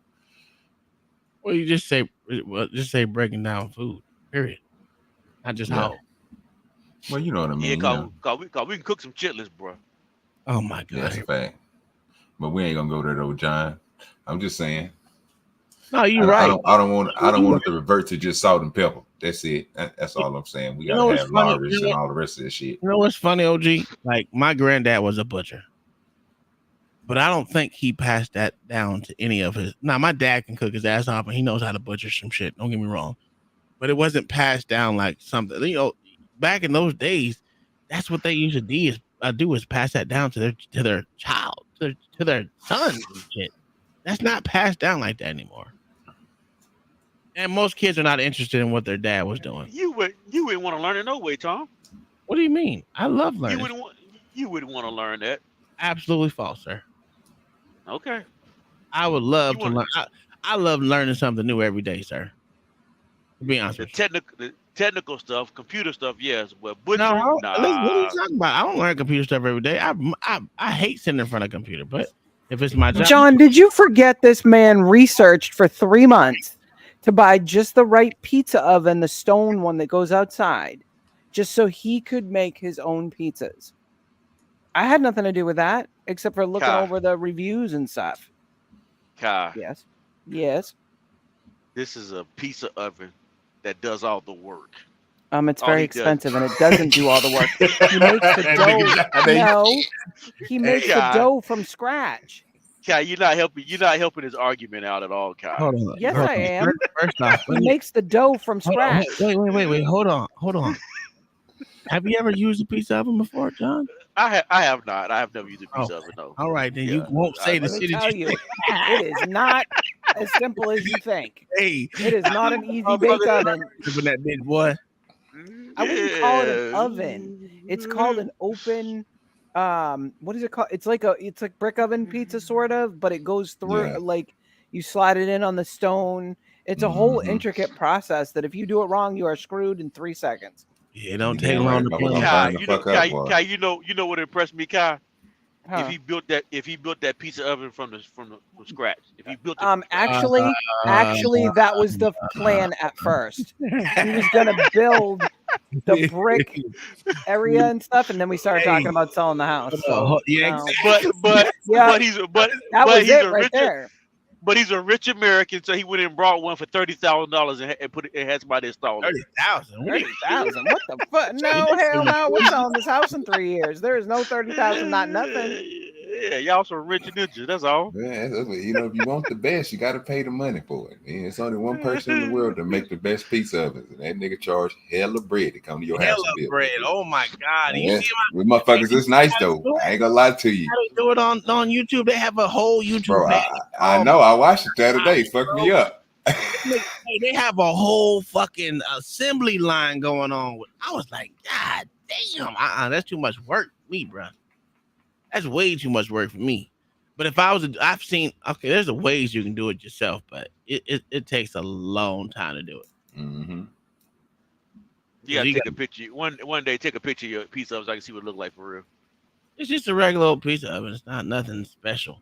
I wasn't trying to be funny, but it's just most things I would like for people to pass down, bro. I agree. I'm with you. Life. You know what I'm saying? I just get tired of everybody nowadays, bro. It's the craziest thing ever, bro, that every kid and my family, bro, can go to YouTube and have to look up something, bro, and be like, that's where they got it from. And I'll be like, well, nigga, you should have got that from Pawpaw. Or you should have got that from my uncle, which is my grandpa's brother. Like, you should have got it from your grandpa, bro. But for some reason, you getting this shit off of YouTube. Like, that makes no motherfucking sense to me. So, yeah, I think that's stuff they should pass down to culture is, you know what I'm saying? There's a lot of just the regular stuff. Yeah. My grandfather taught me asphalt, how to do asphalt. Yeah, shit like that. This shit is gonna help you in the long run. But I would never do asphalt again in my life, though.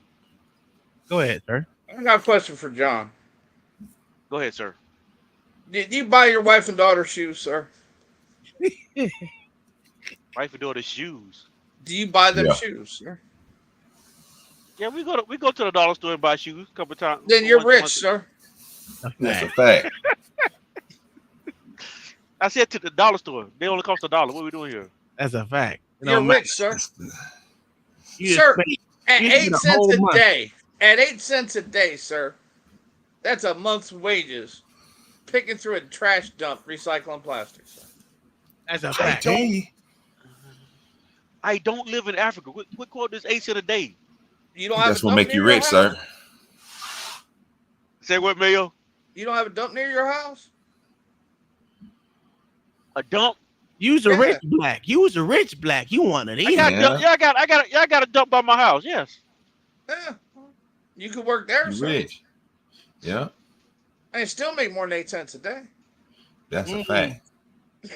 You really on the cool. You got a certified CDL, so nigga, you gonna be able to put the and just to let y'all know, I did work for waste management. So John would be that nigga that be on that big ass backhoe trying to roll that plastic over to cover it every night. Nigga, you know how much money they get paid, John? Them motherfuckers some rich ass niggas. Oh, bro. What? Bro, just to cover trash and every day, nigga, with a piece of plastic or fabric, bro, and roll that shit on a roller. Bro, nigga, them niggas make hella money. I be there every day at 5 or 4 o'clock in the morning. You leave, nigga, about 8. About $47 an hour. Yeah, bro, you're a rich man. Say $4 an hour. They make $4 an hour. No. 47. 47. 47. Oh man, that's a big come up. That's a big come up. Yeah. You want a real good job? Operate a crane at a port. That's a fact. Oh boy. Man. I got the wrong career. I mean, you can start over. It ain't that hard. Yeah, real talk. Man. They got crane operator school in Vermont. I know that because I was going to go there. They're going to teach that's a big ass. That's a lot of money though. Yeah, it's pretty. I thought it was pretty cool. I was going to do it, but then I was like, I got to be there for 6 months. Oh man, I can't be without pussy for 6 months. What are we doing here? You ever seen them ones that be picking the ones up on the barges? Them the ones I think them dudes got the hardest job in the world because they be holding tons. Like when I mean tons, nigga, 200, It's the same. tons of. Yeah, it's the same on the water, nigga. Yeah, it's the same like the same one on the dock because they both carry the same amount of equipment. Yeah, picking up all those. I'm thinking of the movement. Yeah, I'm thinking about that movement, nigga. When they be building them oil platforms out there, and that water that brackish water, and they be in them motherfucking cranes, bro, and it take them niggas 8 hours just to place a segment because they gotta wait for just the right moment to drop that bitch down, bro. Do you know how much them niggas get paid, bro? I love it, bro. Them niggas, they're rich, bro. Them rich niggas. Yeah, what's 47? What's 47 minus 14? Oh, I did. Hold on, man. John. Lawrence said, John, 34? when you were a child, did you see yourself being a truck driver? What career did you dream of having when you were younger? That's a good question. I used to want to be a robber. Did you experience dreams, John? This nigga said a robber. I used to want to be as a childhood. When I was a kid, I used to want to be a robber. Damn, for real? Yeah. That's Or great. do you want to be a professional thief? Yeah, I don't know why I said that, but I said that for like a year or two, for real. You know what I said, John? To be honest with you, I said I wanted to be a prostitute. Do not. That was my shit for a long time. They called my mom.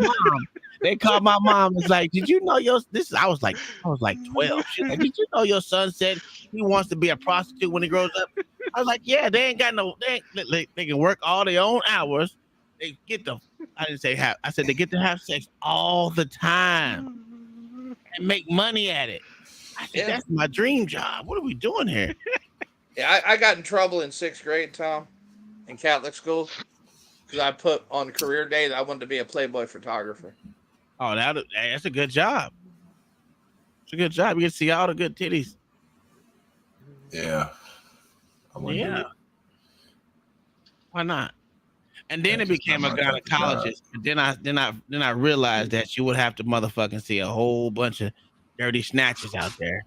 Oh, yeah. You ain't seeing the ones you want to, sir. You ain't seeing the ones you want to. Sir. Yeah. Hell no, none of that. That was so for a couple years. I said I don't know why I said it, but I wanted to be a robber. Mm-hmm. And then I was always fascinated by the garbage truck. Okay. So every time the garbage truck came by, me and my brother run to the window and watch the garbage trucks come by and snatch up the trash. So you had a house to live in. So what you're saying, you wasn't homeless? Oh no. Well, it was Tom, this nigga had windows. Yep. And Tom, he even had a mom.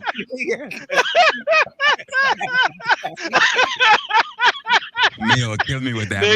There you go, Mayo. There you go, Mayo, with that mom. There you go, Mayo, with that mama stuff again. I couldn't discriminate. He said you had a mom. I'm like, damn, man, I can't say that. Yeah, I gotta leave that alone. I can't even say nothing about that. Hey, that's the ultimate Uno card, gentlemen. He had a mom. Man, he had a lot, John. I'm just telling you, dog. Compared to what these niggas got in Africa, dog, you was living like a saint, nigga. You had electricity, all type of shit, fam. These niggas ain't got that. Oh, I didn't say electricity. I never said electricity. Well, sir, you had it every now and then. They don't have it at all. That's the difference. It's the difference, sir. You probably had a little. If you had an air mattress, you was better than them. Nigga, have you seen what they sleep on over there, sir? This dude said air mattress. Like they had air I'm mattress just saying, back in the 70s. what I'm saying. Like they had air mattress back in the 70s. Okay, well, if you had multiple, if you were sleeping on the floor with multiple covers, or even with a box spring, sir, you doing way better than them. These niggas made a clay bed, nigga, and covered that bitch with a sheet, nigga, and called it a bed. I say, well, wait a minute. That's not how you sleep, sir. Much better outside of jail than they are in jail in Africa. Exactly. I'm still cracking up with Mayo. Talking about he had a mom.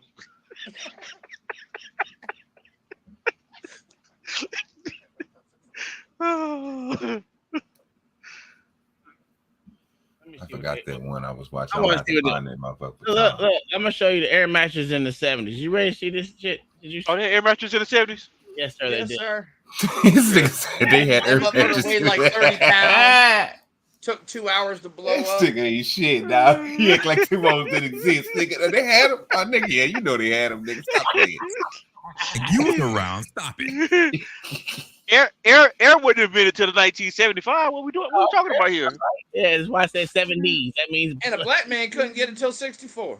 What we talking about here?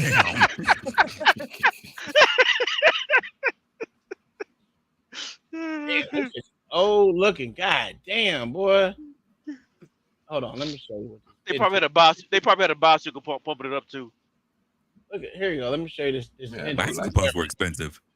Yeah, the motherfuckers was invented, bro, like in the 1915 or some shit. Look at that Really shit. earlier than that. Look at that shit. That's a vintage Air Max. Ooh wee. Oh yeah, that hoe was put together. Oh yeah. No, Oh, yeah, they knew what they doing. that's They knew what not an they air knew what they mattress. was doing. Yeah, That's they not knew an what air they was mattress. doing. You know what that is. You know what that is. Oh my That's god. That's the swimming pool floating device back in the 1980s. That's Right. where swimming pool. That's where swimming pool floats stole their design from, sir. But you see what it was. They got I wonder how good that motherfucker worked. Look at it. Look at that's the 60s right there. Pool floats and air mattresses. Oh, you can't see it. Hold on. Let me switch it. God damn, I thought y'all could see. I'm about to say Pablo Escobar had pool floats. Air mattress don't even work that good. Air mattress don't work that good now. You know they ain't work no good back then. Look. They even put some titties in there. A white lady. In the pool float, nigga. You full of shit. Look at that. That was some people living. That was in the 60s. There were people living in California, not She not looked white. uncomfortable. He said that shit look, man, that damn bikini is loose in the motherfucker. I thought she had some big ass titties. I didn't know that motherfucker was loose. I just thought she had some big That ass was back titties. then. That was back then when white females had straight backs. Oh, here you go. What does that got to do with the air mattress, nigga? Look at the air mattress, nigga. Look at the air mattress. This is the 60s, nigga. They got colors and everything. Look at that shit. Yeah, but this is kind of making John's point, though. What was White John's people laying this shit on the beach. He can't even have it at home. Hey, he could have had it at home. His mama got he got a stipend. Look at that shit. That's a good air mattress right there with a visual. You can see the roaches. That's gonna be fucked up. The motherfucking roaches get big and shit going underneath that motherfucker. Ooh, Magnify your roaches and shit. If you can stick your Playboy magazine in there and watch. All right, y'all. This is it for me. I'll see y'all tomorrow because I've been trying to make it a point where we get off this bitch about around 12 o'clock at least. Especially during the week. I don't get that much sleep, so that's my problem. But I can't do the 2 o'clocks all week. So Uncle Tom and nice big old booties. Great big float. Okay. Those are white air mattresses. Okay. It don't matter. I mean, they didn't show no niggas on this. Do I need to look up nigga air mattresses? Hold on. God damn. We didn't have any. What are you talking about? Nigga, That's why they know. That's why. 70s. That's what he gonna type in too. No. You know that's why. That's why. Exactly. You know what They you're gonna gonna type find? in. You know what you're gonna find? A truck tube. Yeah. Niggas air mattress in the 70s. I'm gonna tell you how bad it was. Tell you how racist it was. Mayo knew exactly what it was and when it was invented. I'd never heard of it till 2000. That's how racist it was. That's fucked up, John. I put Mayo knew there. Negro air mattresses in the 1970s. There was not any. You don't know that. Yeah, It you don't wasn't. know that. I never heard of it. That's your fault. If you wasn't smart, that's not our fault.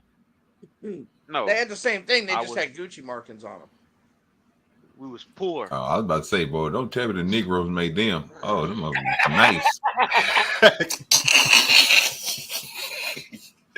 The double decker, nigga, the triple. Hey, you remember this shit, Mayo? The water beds? Oh my My God. uncle had one of them, dog. Yeah. Hey, so let me ask you something. Will that be considered an air mattress, Mayo, if you didn't put the water in the blubber for the water and just put air in that bitch and use it?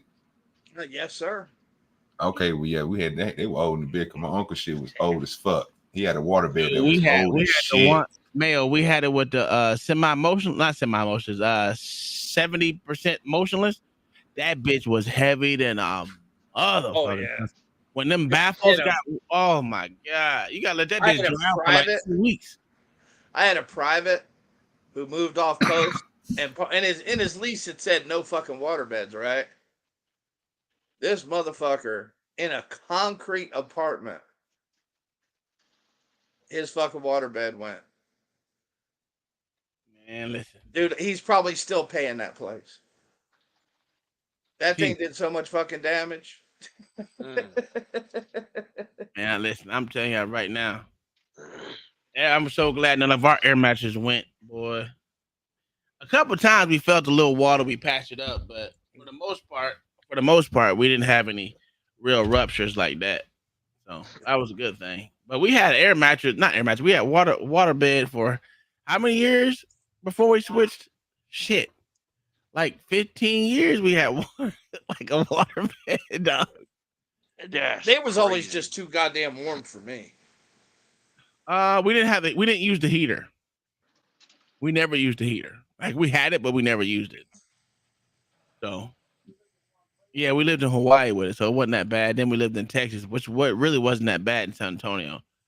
So we had then we moved back to Hawaii, and I was like, is that where we got our first purple mattress, or where did we get it here? Oh yeah, damn! My whole military career, we had motherfucking water bed. Well, they were easy to move. No, they wasn't. Shit, if you would have felt that how heavy that motherfucker was. No, but I mean, once it's empty, it's easy to move. Yeah. Shit, even then, the ones with the baffles in that bitch. Oh yeah, heavy in a bitch. Oh my god! What you pump the water out with? A hose. Yeah, garden hose right out the window. No. You pump it in, but I guess you had to siphon it out. You do it with the water hose. That's crazy. I'm not going to do all that. Hey, look. Me and my wife. Hey, make sure the fuck go out the window. Yeah.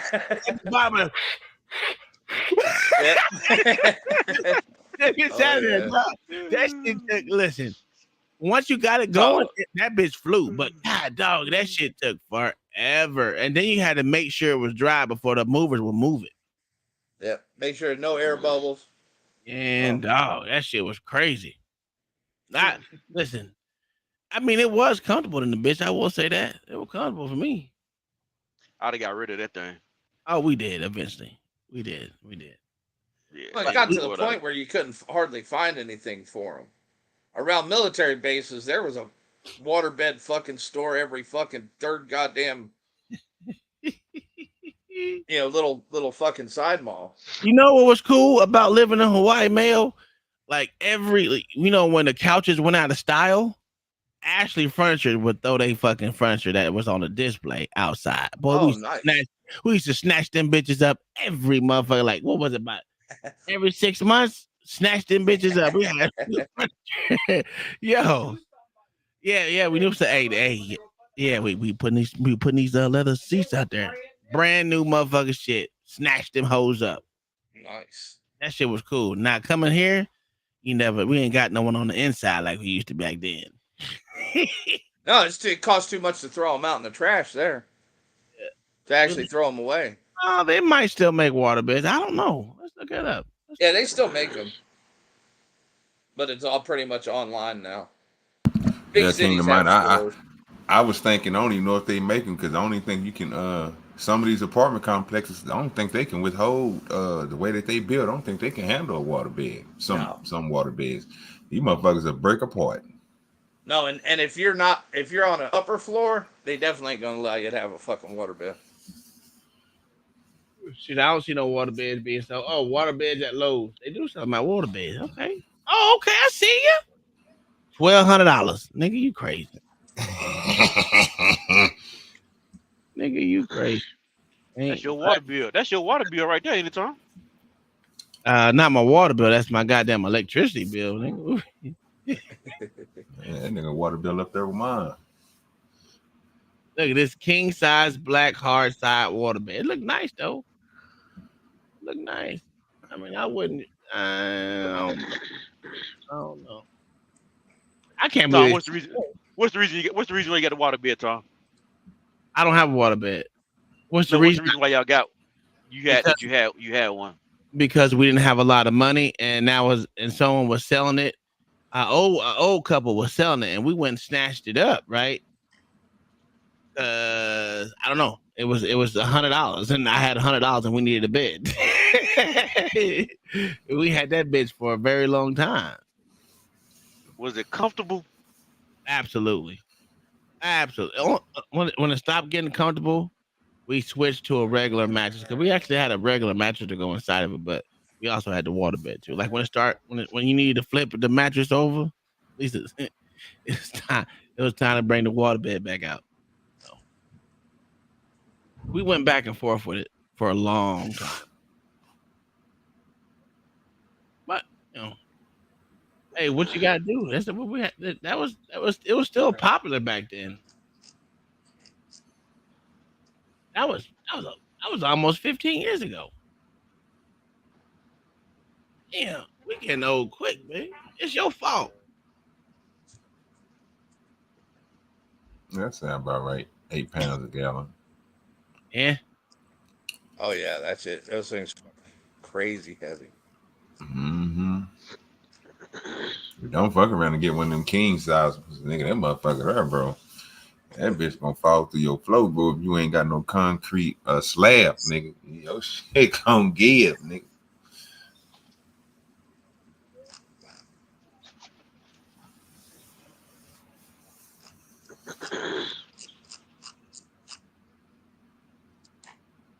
Yeah, just use a card.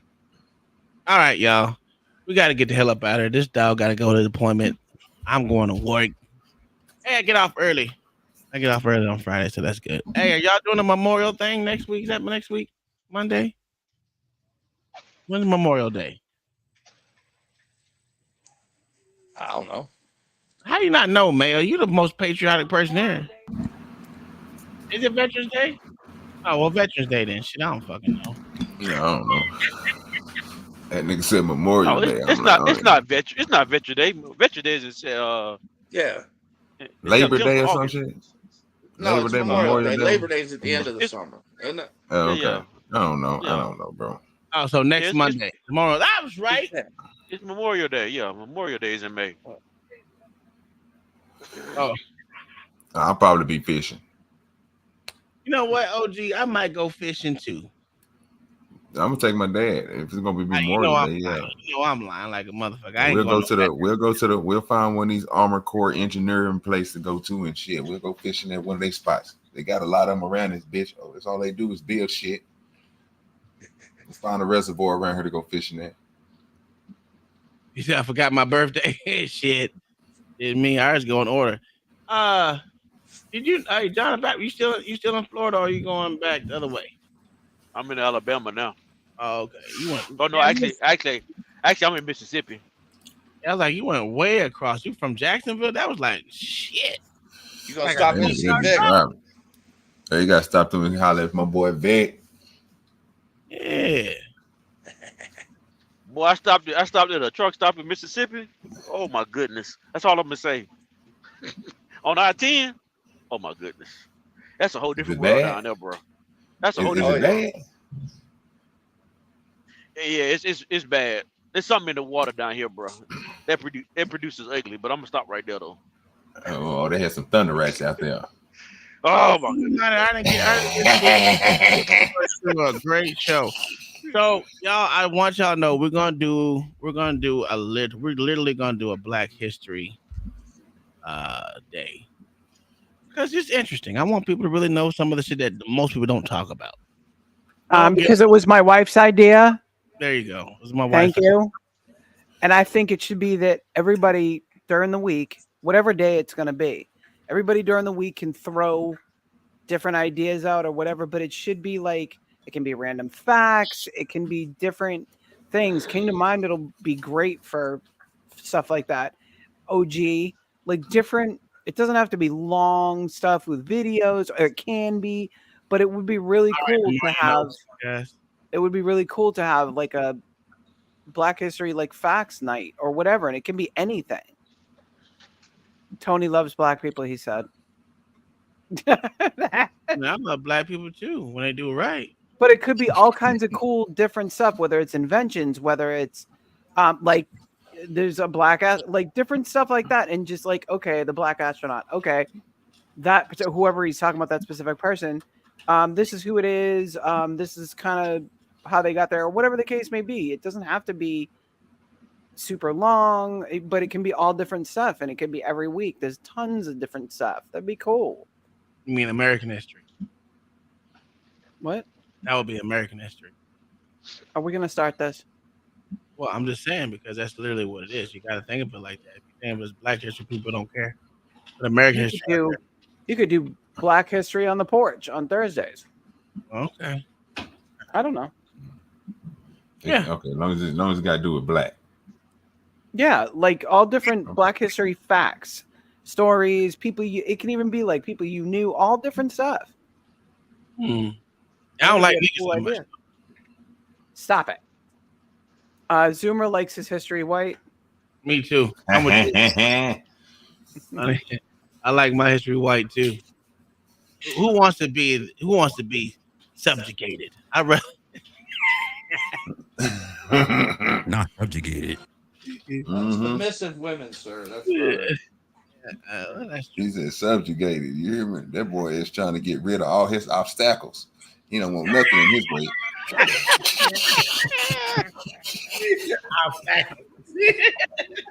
Did you say John was in Florida? Yeah, he was earlier. Yeah. And he just decided that he didn't want to. No, he told me yesterday. He said Jacksonville. Nigga, I had shit to do today. Oh no, hell no. It's a drive and a half. No. How far y'all from Jacksonville? 2 hours. 2 hours. Yeah. I can do it in an hour and 45. Coco. What city? Coco. I don't know what it's at. Okay. We're right off 90, literally right off 95, right before like Cocoa Beach and all that. Okay. So 95 south. Yes. Yep. Yes, sir. Okay. So we're 3 hours away from Miami, 2 hours away from Jacksonville, 2 hours away from Tampa. Kissimmee is 45 minutes. Winter Garden is like an hour, which is weird. It just depends. Like Tallahassee is what, 7 hours? It's something like that. Oh my God, yeah, Tallahassee is hard.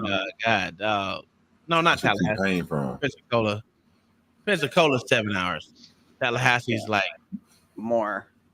Yeah. No. Tallahassee's like about 4 hours. Yeah. Like like 30 minutes from from Orlando airport. Yeah, we're not even 30 minutes. I do it in goddamn 15 minutes. Well, 20 minutes. Well, yeah, I never could understand why they put that big airport in Melbourne. For the fancy people, duh. Man, y'all must got some good roads down there because your ass be moving quick on them roads. Y'all ain't got no potholes and nothing like that. Y'all infrastructure. Yeah, we do, but we fly down them. We have trucks. Duh, we have ticket money. Okay. Yeah, okay. Yeah. Y'all got them good times. Get the hell out the goddamn way. Listen, I was. And this is time. Look, this is exciting because the snowbirds have left. Oh yeah. No, there's still some of them. There's still some, but the vast majority. After Memorial Day, they'll all be gone. Oh, it's so nice. Get the hell out the goddamn way. That's a fact. All right, y'all. Y'all be going fast enough to hit them? Yes. Oh, go ahead. Now, okay. You good? On their bicycles with their stupid outfits on. Shut your ass. You ain't hitting on no goddamn bicycle. Stop it. I didn't say I did. I said I want to. Oh, okay. Well, LA, yeah, we always say that. About 15 right there. LA show is on. What is it? What is it? Locker room talk. Hopefully does a morning show to get my day moving early. Police. Oh, that's right. He's not going. He got that shit. But hey, tune in to Vegeta's Temple, which is Nightish. We know he's a supporter of Nightish. Vegeta's Temple. Vegeta's Temple. It's his channel got a strike on it right now. He be rocking over there, dog. He be rocking over there. First time I'm ever hearing about it. Yeah, I didn't hear about it till OG told me so. He got a strike? He got a strike. He was talking about them little hat people. So, oh gosh. Other than that, I didn't even know about that. Yeah. He told me that. He told me that today. Thank y'all for coming out. We up out of here. Y'all have a good night. Peace.